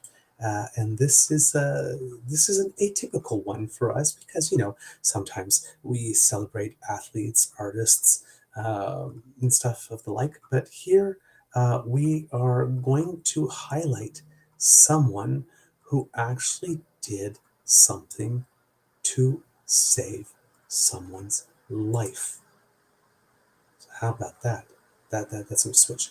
It seems that there was someone who was having a lovely night at a restaurant, and things took a turn, according to Alana Kelly. A man from Powell River, BC is thankful to be alive after a stranger helped him while he was choking at a restaurant during a visit to Whistler. Dan and Kathy Sikavish were celebrating their 40th wedding anniversary at the Keg on November 16th when the incident took place. After being married for 4 decades, Kathy knew right away when the meal took a turn and Dan was in trouble. I could see looking across from him that something wasn't right, she said. Dan was choking on a piece of steak. He just looked at me with such panic. Next thing you know, we were in this frightening state, Kathy said, adding that she felt helpless at that moment. She wondered, am I going to lose my husband? At that moment, there was just one other couple in the restaurant. One of them, a woman, ran over after noticing Dan was in distress. She grabbed Dan and started providing first aid in the Heimlich maneuver. Then it came out, Kathy said.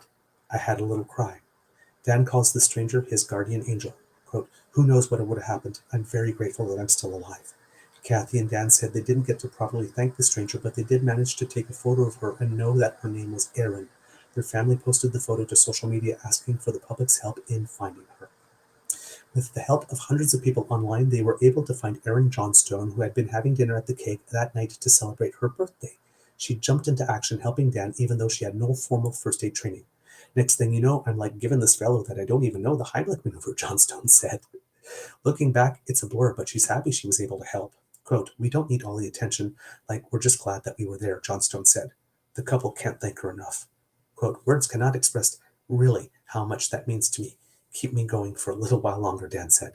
Next year on the same day at the same place, they decided to all meet again with a new reason to celebrate. And here, kids and cubs, I'm going to show you, first of all, the beautiful couple that were celebrating their anniversary. Here's Dan Sikavish and his lovely partner, Kathy, 40 years together, married. And right here is Erin Johnstone and whomever she was celebrating her birthday with, the hero in this story who saved a life on, while celebrating her birthday. Talk about multitasking. So yeah, there you go. Just a little bit of good news to brighten the day. Canada is full of good people who always answer the call. And, well, we need to celebrate them. So kids and cubs, that's all I have from you. I'm going to say goodbye, and we will see you again on Monday. So enjoy the weekend, have some fun, and I guess we really get back into the sort of normal grind of things starting Monday, because then the holidays, for most of us, will be over. Of course, there's still a little Christmas and Orthodox Christmas coming, or Epiphany for those who celebrate that. And there might be other things, but for most of us, most of the celebrations are done, and we're into the new year. So May 2026, again, bring us lots of interesting and fun adventures that'll give us lots of cool stories to talk about at the end of the year and later on when we reminisce. And with that, kids and cubs, I am off. Enjoy the weekend, and we will be back with you real soon. Bye, everyone.